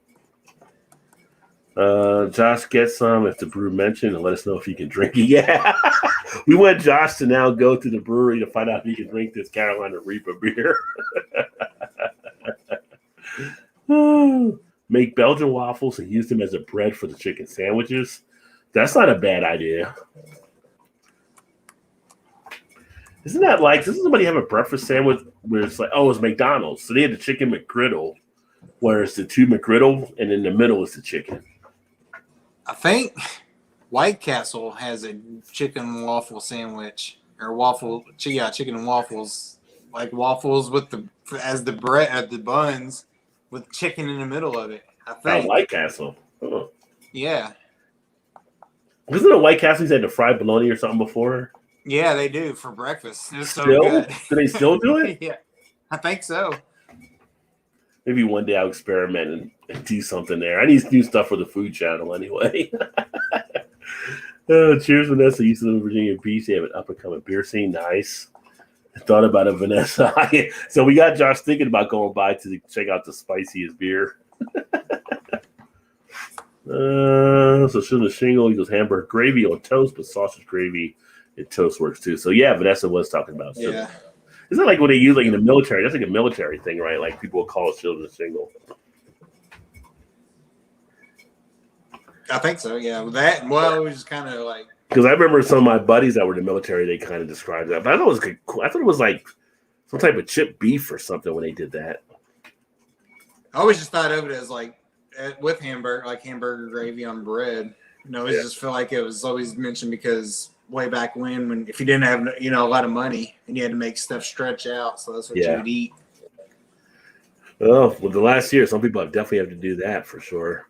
What's up, Swami? Is this still going? Says Jude Rod. So Swami's new channel name. What's going on? Yeah, for a little bit longer. About to wrap it up actually here, so we can get some rest before we're going to work tomorrow. But I said, hey, Josh, you need a third person to replace the fat guy. Well, no, come on, Swami. Come on, man. Swami never holds back, that's for sure. Drinking right now, I'm not drinking anything. I thought I was going to have maybe a nightcap of the, which I may still have a nightcap, the Jim Beam Black Aged. So I may have a nightcap of that here before I fully turn off. The Richmond beer scene, the answer, Vale, Triple Cross, and Nice. Vale is definitely one of the ones I definitely want to try for sure. I've heard a lot of good things about them. Belgian waffle rolled up, the whole fresh made ice cream. Peggy says, just heard the founder and CEO of Texas Roadhouse died at age 65. Wow. The first Texas Roadhouse was in our city of Clarksville, Indiana. Hope the food doesn't change. Wow, did you hear that too, Todd? Oh, no, I didn't hear that. I wonder if it was like Corona or something. I mean, 65 is such a younger age. Yeah, that is young. Yeah, we have a Roadhouse like 15 minutes from our house, and occasionally we'll go there. But man, that's a place where people line up too to get into. That's crazy. Definitely decent. Yeah.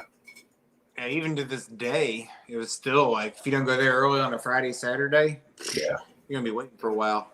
That's another place that gives you the peanuts as well. So yeah. And when she's talking about, it's actually in a mall. Oh, is it really? But it's got a standalone like restaurant, but it's attached to the mall, so you can go into the restaurant and then exit out and go into the mall if you want to. Kind of like an anchor store to the mall, or whatever.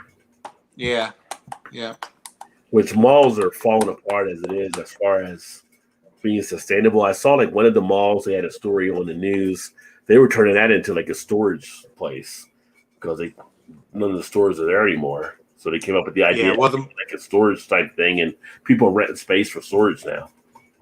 The mall that Texas Roadhouse is in is kind of falling apart because it was there was a Sears there, which is closed, and then I don't know what few other chain stores that just haven't made it. It's just like there ain't hardly nothing there.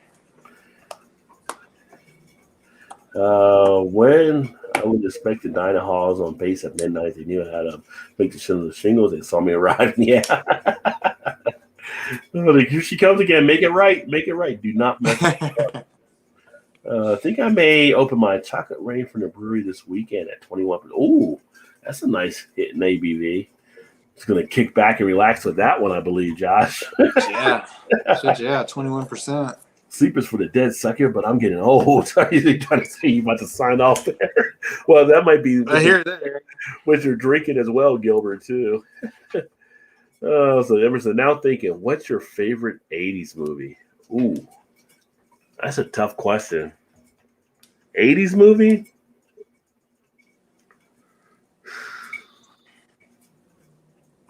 Let's say Jaws came out in the 70s, so it can't be that.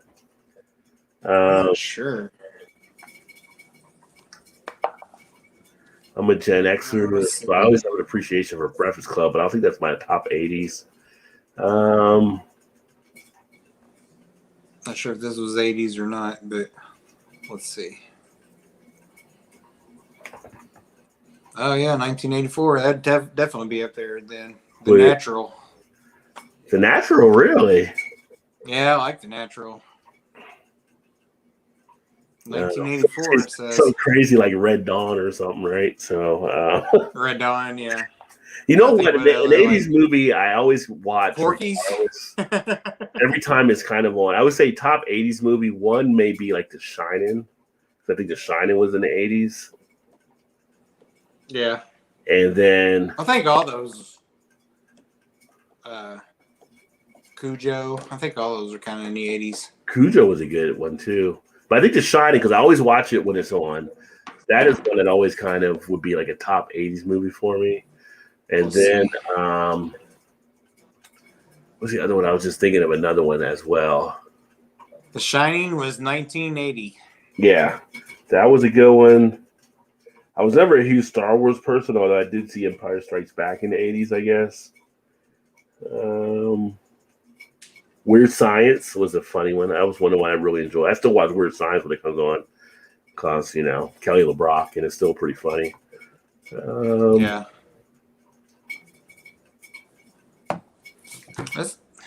That's tough. So you look back, there's a lot of good movies in the 80s. Probably cheesy now, but back then they were good. Oh, yeah. But E.T. was the 70s, I think. I don't know if E.T. was the 80s.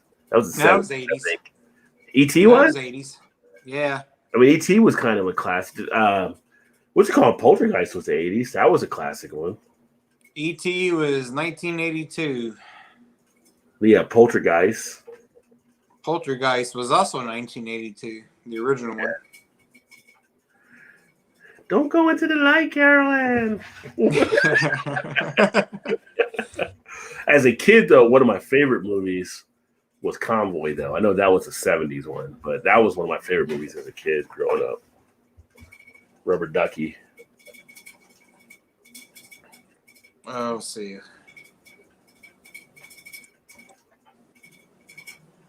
One was, let's see, gotta spell it right first. Nope. Shit. When was Gremlins? Was that in the 80s? 78. Gremlins was an 80s movie. Yeah. Yeah. And then what about the shit? I forget the name of it. Where they go try to find their lost treasure in the pirate ship. Oh, that was the Goonies. That was the 80s. Goonies, yeah, the Goonies. Yeah. Even though I wasn't supposed to be watching it, 10 was a nice movie. That was 85. That was 85. So. Even though I wasn't supposed to be watching it, 10 was a nice movie in the 80s. 10. Bo Derek did it right for herself. Bo Derek on the beach or whatever. I think every dude back then had a poster of that on their wall. I feel like. Yeah. I just feel like when I was a kid, I remember like going to my cousin's house, and I think he had the poster. I'm pretty sure the poster on his wall. Fast Times at Ridgemont High was the 80s. That was another classic. Yeah. Porky's. Porky's classic 80s. Yeah. Yeah. You can remember watching that with your buddies. Yeah. Some good stuff back then. Some people still call classic Love, Revenge, and the Nerds. That was the 80s as well. Oh, that was a good movie. Throwing a javelin. Yeah. Omar did it, and it was all floppy and stuff. And they just go soaring. Everybody's making fun of him because his way he was like running down, all of a sudden he just launches it and the thing just soars. Oh man. Aerodynamic. Yeah, right to sleep, but that's as asleep. Listen, she just watched I just watched War Games a few I want to say like about 5 or 6 weeks ago, and my wife had forgotten all about it. She was like all into like, "What are you watching? War Games?" She's like, "I forgot all about this movie." That was a classic. You know, a movie I really liked too. About the same time as that was Cloak and Dagger. Do you remember that one? Cloak and Dagger, yeah, I remember that one too. Yeah. I feel like that was about the same time as War Game. I mean, you talk about Matthew Broderick in the 80s, and you got to talk about Ferris Bueller. I mean, that was like huge for him. Oh yeah. That was a big 80s flick. Let's see. Yeah, Cloak and Dagger was 1984. War Games was 1983. Okay. Yeah, I thought they were about the same time. Yeah, he had the Friday 13th movies came out in the 80s too. Yeah. Brennan Gilman, I don't know. I think he had done it. He had just done it. I thought a thing a couple of weeks ago, but I think he's actually doing it less right now. I saw where he might be getting off of YouTube altogether. He was mentioning that too. Yes, I don't know if he did get off fully or not. Actually, I haven't watched. Here's the thing. Everybody's talking about this Justice League Zack Snyder cut. And I'm like, isn't it just Justice League with extra footage? I know he went back and reshot stuff, but you know the storyline already. The scenes are kind of common. You can add a few extra stuff in there because it's 4 hours. But do I want to spend 4 hours watching a movie I pretty much know what's going to happen to see 3 hours of already? So I'm not as pumped up about. I'm not pumped up about Justice League like a lot of people are. Some people are like diehard, and some people are like anti-diehard. Like some people are just like they hate it, but the people that love it. You know, like I don't know. I may watch it at some point, but it's definitely not on my list. I'm still behind on Snowfall because I haven't watched that this week yet. Yeah, me neither. Lions kick off this season. That started this week as well. So I got to catch up on 2 episodes. Yeah, they came out with FX and there's 2 episodes coming out. Like, dude, like, what are you trying to do? Like, you know, we got to work the next day, right? Like, you're just going to throw 2 episodes. I know, that's weird. So I said, I'm not going to do it because of Snowfall. I did watch 2 episodes and I was dragging a little bit the next morning. So I'm going to watch Mayans this weekend. Catch up with Snowfall. And then still watching The Walking Dead because I want to finish out so I can get the free sub at the end. So Caddyshack, classic movie of the 80s as well. Yeah, Caddyshack. That's fucking long as fuck. Revenge of the Nerds, LOL, yeah. Best 80s movie though was the Garbage Patch Kids. Let me see. You don't agree, you're wrong. Revenge of the Nerds for Real Chester, LOL. The Shining was the 70s. Oh, The Shining was the 70s? Okay, well, I couldn't count The Shining in that.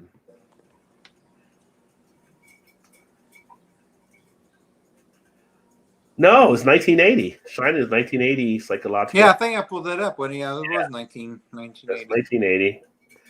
Barely makes the cut. May 23rd, 1980. Released in the UK October 2nd, 1980. So, no, we're good. The Natural was from the Buffalo, my old stomping grounds. There you go. Oh, nice. I've never actually watched The Natural, though. I know all about it. I just haven't watched it. Oh, That's like Field of Dreams. I never watched Field of Dreams either, but I know all about it. What? That's an 80s movie, right? Field of Dreams, Kevin Costner? Nah, I feel like it was like maybe 90s. Early 90s. Let's see.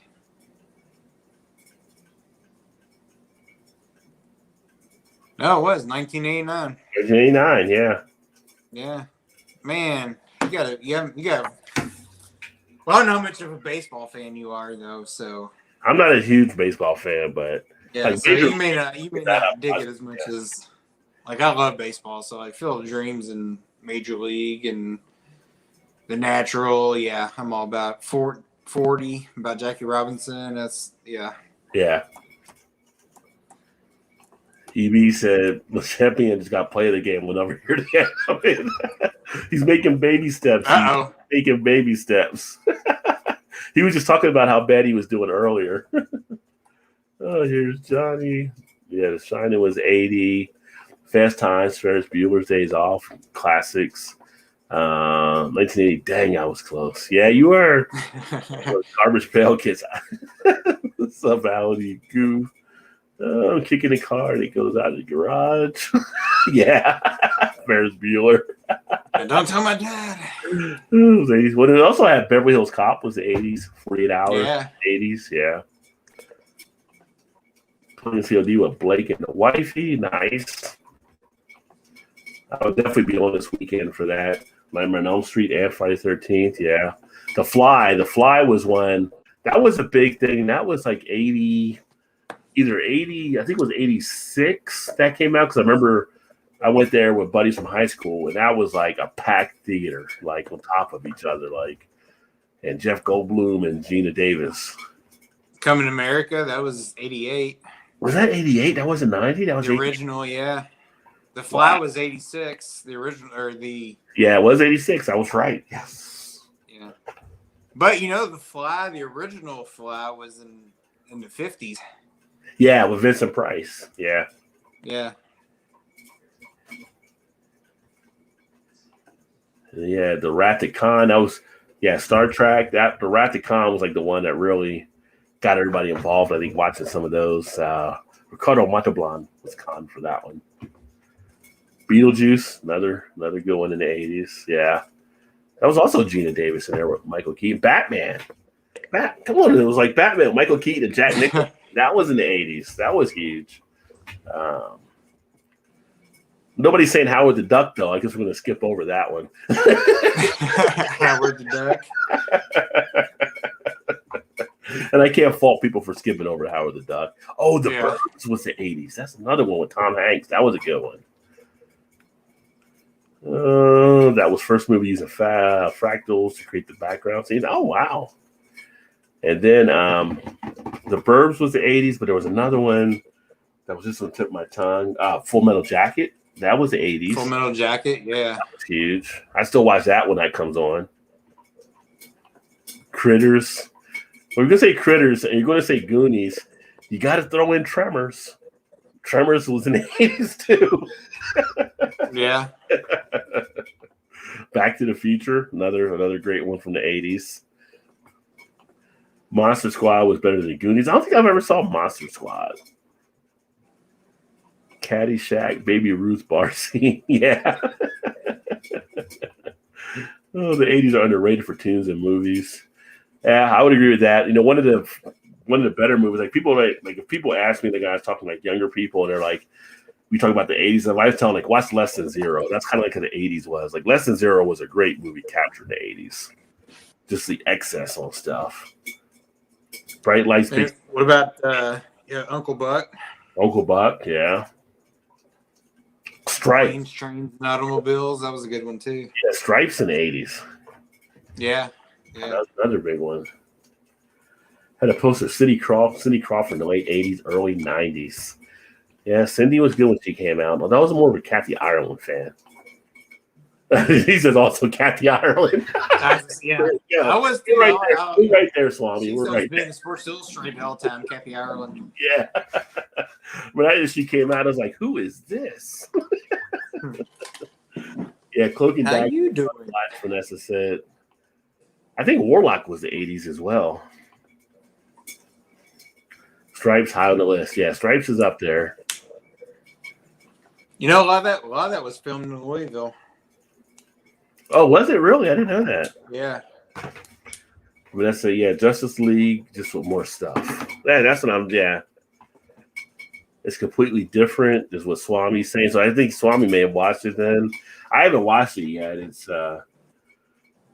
I may take a look at it this weekend or something, but I've seen mixed reviews on it. Have you heard the theory that Cloak and Dagger was a prequel to Fight Club? Think about it. I have not heard that prequel. That Fight Club was an excellent movie later on. Huh. That's one of the few movies. I might have to watch that one within mine. Fight Club is one of the few movies that I bought on DVD. I haven't seen that in forever. Still sucks, so LOL. I don't know which one we're still saying there. Kathy Ireland was so hotter. Crawford, Kathy has the first yoga ass in history. No, that was a thing. I'm not happy with the new season of Snowfall. It's all right for me. I actually like it. I'm looking at the episode for this week. He thinks show's over. I don't think so. Yeah, I don't know. I don't agree with that either. Here's Donner. What is going on, my friend? Good to see you, brother. Josh is cracking some of the Pappy 20 years this weekend. Josh is going to have a fabulous weekend. He's going to roll. Dang, how'd you get that? The same night with the 21% ABV. Good night. Hey, Swami, are you past a date where you can ride your bike in Quebec? I used to bring the Cub Scouts to Fenway each year from this town. Oh, nice. He said, yes, the 15th, so now he can ride his bike in Quebec. Great to be able to meet your wife.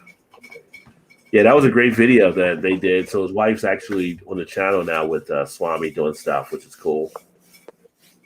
Bloodsucking Freaks, it took me months to track the video down due to being banned in several locales. Speaking of Bloodsucking Freaks, which one call was the 80s too?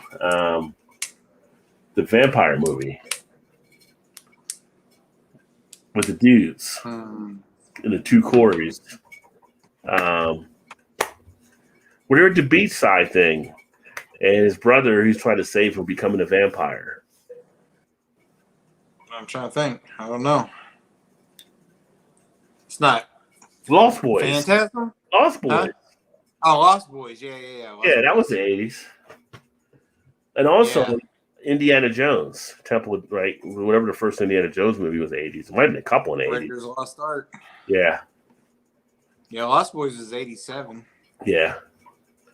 Back to the Future, the theater was packed. Yeah. That was a big draw. Yeah, there you go. Josh had said the Lost Boys earlier. I didn't get to it yet, but yeah. Lost Boys was a big one in the 80s. Worked at theater in Alaska when Howard the Duck came out. I used to get everyone into a different movie before the first 15 minutes. Yeah, Howard the Duck was definitely not a great movie back then. You can't talk about 80s movies without Top Gun. Okay, Top Gun. I was going to say Top Gun. You know about Top Gun? 80s as well, yeah. Cocktail And with then, Tom Cruise. Yeah, he did do Cocktail.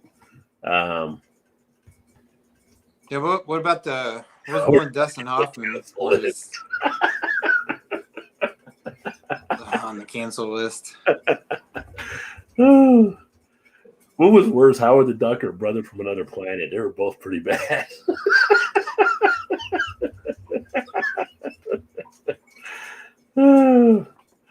Serving the Air Force was way better than Top Gun, yeah. Lesson Zero, based on Brett Eaton. That was Brett Out novel. Your Hero Status. Good call. Yeah, Lesson Zero was one of my favorite movies from back then. I didn't know about the novel there, but that is just awesome. And that movie sticks out as well as, like I said, Bright Lights, Big City. That was another one with James Spader that really stood out. About Rain Man. Wall Street. Wall Street was the 80s. That was huge. Michael Douglas.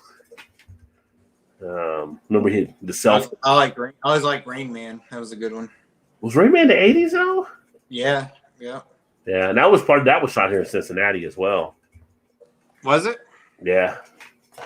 The Outsiders. So that was 1988. The Outsiders was a huge one, especially with the females, because they all Outsiders, they liked all the guys on there. Oh, you got outside. You got Ralph Macchio from Karate Kid. Right. Yeah.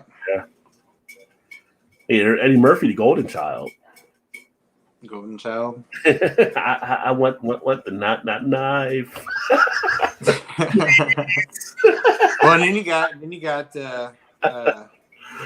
shit. Beverly Hills Cop. That was in the 80s, wasn't it? Yeah. Warlock is on TV if you want to watch it again. Yeah, I just remember Warlock really standing out back then. And what was the other one? Was the one with the little ball in the 80s as well? Phantasm. Was that an 80s? Yeah, Phantasm. That's what I was saying. Nah, that might have been 70s. Let me see. Hellraiser. That was the 80s. Yeah, Phantasm 79. Yeah, just missed the cut. Right on the border there. But Hellraiser? 87. 87. Warlock movies are fun. Hellraiser movies, yeah. Reanimator, yeah. The Lost Boys, yeah. Werewolf from London. Yeah, American Werewolf from London. That also was 80s. Oh, yeah, Platoon. Well, yeah, Platoon. You also had Hamburger Hill, which was also the 80s. We already said, like, Full Metal Jacket. We had a couple other, I think, ones out there, too. And I think I believe the first Lethal Weapon might have been the 80s as well. Exorcist from 70s that people throwing up in audience. Yeah, The Exorcist freaked a lot of people out when that came out. Two Vamp movies in the 80s, but everyone remembers The Lost Boys. I want to remember Fright Night. That was so much better everywhere. I remember Fright Night as well, being out there. I think the Lost Boys just stood out more because of the popularity of some of the actors and stuff like that and the success of it. And I remember Fright Night being a draw too. Hamburger Hill, like I said, yeah. I thought Apocalypse Now was 70s, so that's why I didn't say Apocalypse Now.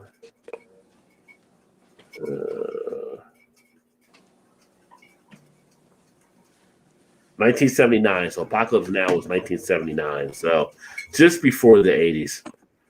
Who Framed Roger Rabbit? Yeah, that was a popular one. Roger Rabbit was fun. Yes, Golden Child is a must-watch, yeah.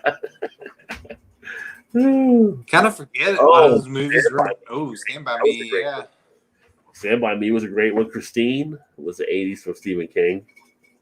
Stand By Me was that in the 80s? Yeah. That threw everybody off because it wasn't like a horror movie. 1986, yeah. Phantasm, the Orb, Ordinary People. I remember that one. Man. It wasn't the Beaches the 80s. I remember all the like girls crying for the Beaches. I think that was the 80s. And I think Heathers Heathers might have been the 90s. Let's see, Beaches, yeah, it was 88. I remember people crying about that movie. Yeah. Here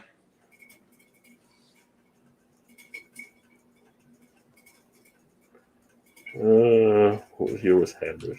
No, Heathers was 88, so that was another one that was there. Yeah, Das Booth. You can go off on the 80s, great time. Yeah, I don't know.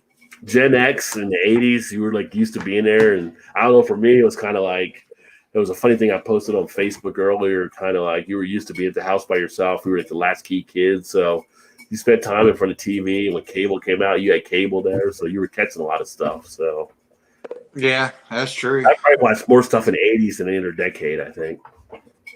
Throw Mama from the Train, yeah. I don't think Home Alone was to the 90s, I believe, though, right?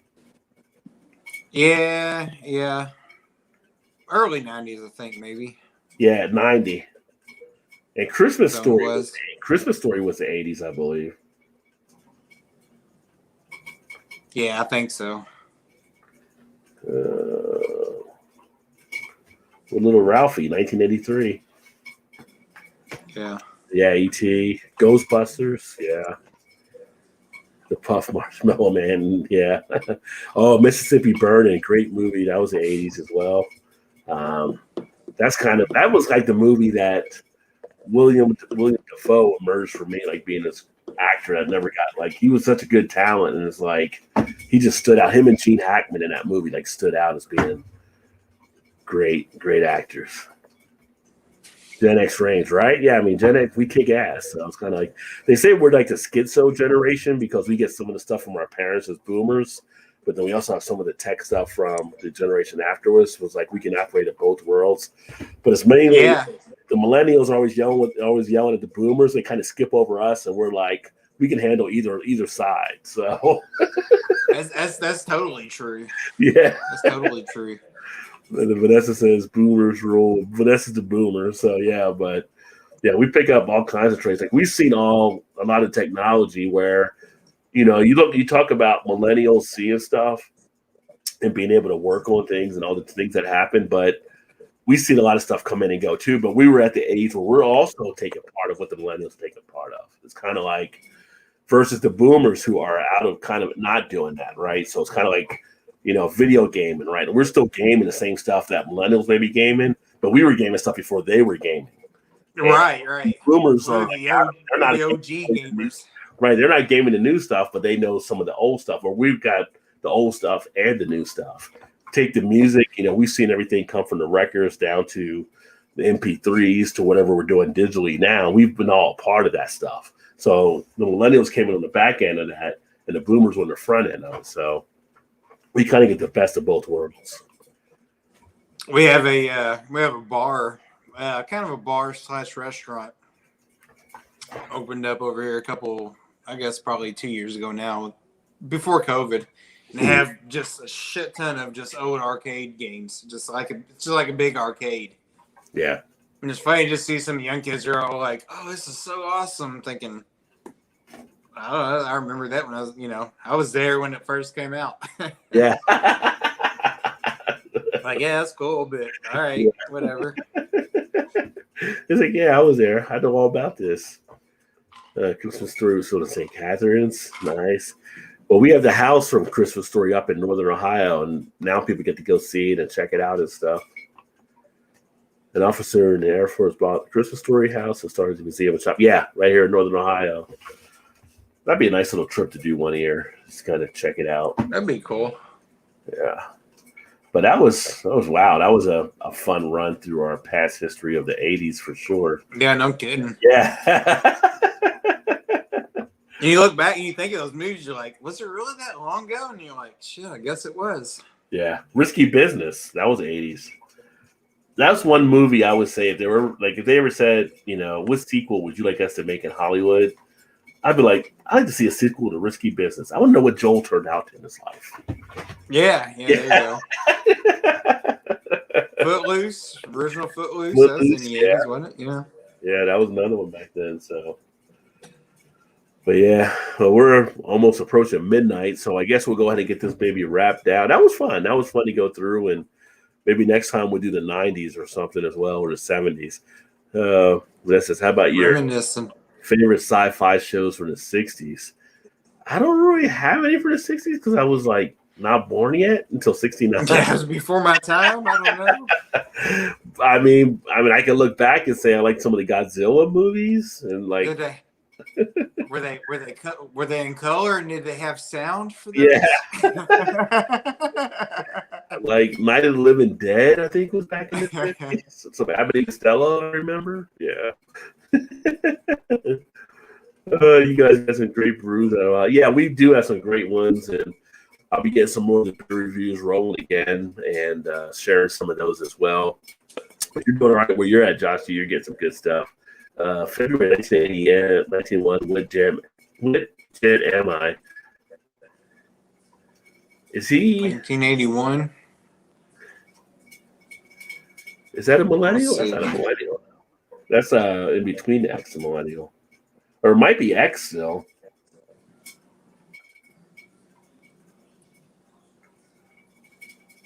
Let's see.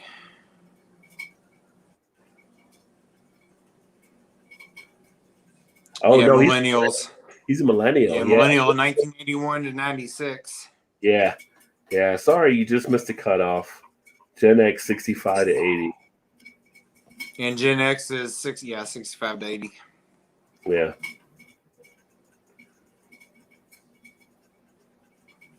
They got another one that says called a Zennials. They consider between. Well, you know what? There's a thing that says Zennials, a micro generation between millennial and X, and that's between 77 to 83. So you might be a Zennial as well. Oh, yeah, there you go. I missed that one too. So yeah, they're all titles. Right. Titles by whoever. That started to end at Boomer 61. Dang, I used retired Air Force 96 and started my BS degree. Night Fools, Gilbert said, and Boomer 61. Yeah, Urban Artifacts do some great stuff there too, Josh. They definitely put out some really good beers, and it's kind of like here in Cincinnati, if somebody says sours, Urban Artifacts the place they come up with. It's just phenomenal tasting beers they're doing. But that being said, we're going to go ahead and wrap this baby up so we get some rest to be back into the workplace here in a bit. Thanks for everybody that tuned in, and look forward to catching up with you guys. And for some of you that are new, every Thursday, 8:45 Eastern, we start this one here. So that's like the weekly live. Do other stuff as things come up during the course of the week. But outside of that, I'll be doing some more uploads. So I have an upload coming up tomorrow. I'm going to do another cheese review, and then I got some beer reviews, probably some more of the Hot Butcher beers I'm going to be sharing, and then some of the other stuff. So cool. Appreciate you guys hanging in. Great little fun run down memory lane of the 80s, and these good times. Yeah, for sure. But maybe we'll do like music or something, like best music or something in the 80s next time or something like that. That'd be kind of cool. Oh, there you go. That being said, guys. Need to get Shannon on that one. She loves the 80s music. Oh, yeah. So you tell her that, and she'll be in here. So we'll be rocking and rolling. But thanks, everyone. Look forward to catching up with you guys soon. Keep drinking those good craft beers. Remember, there's always time to get your beer on. Cheers, everybody.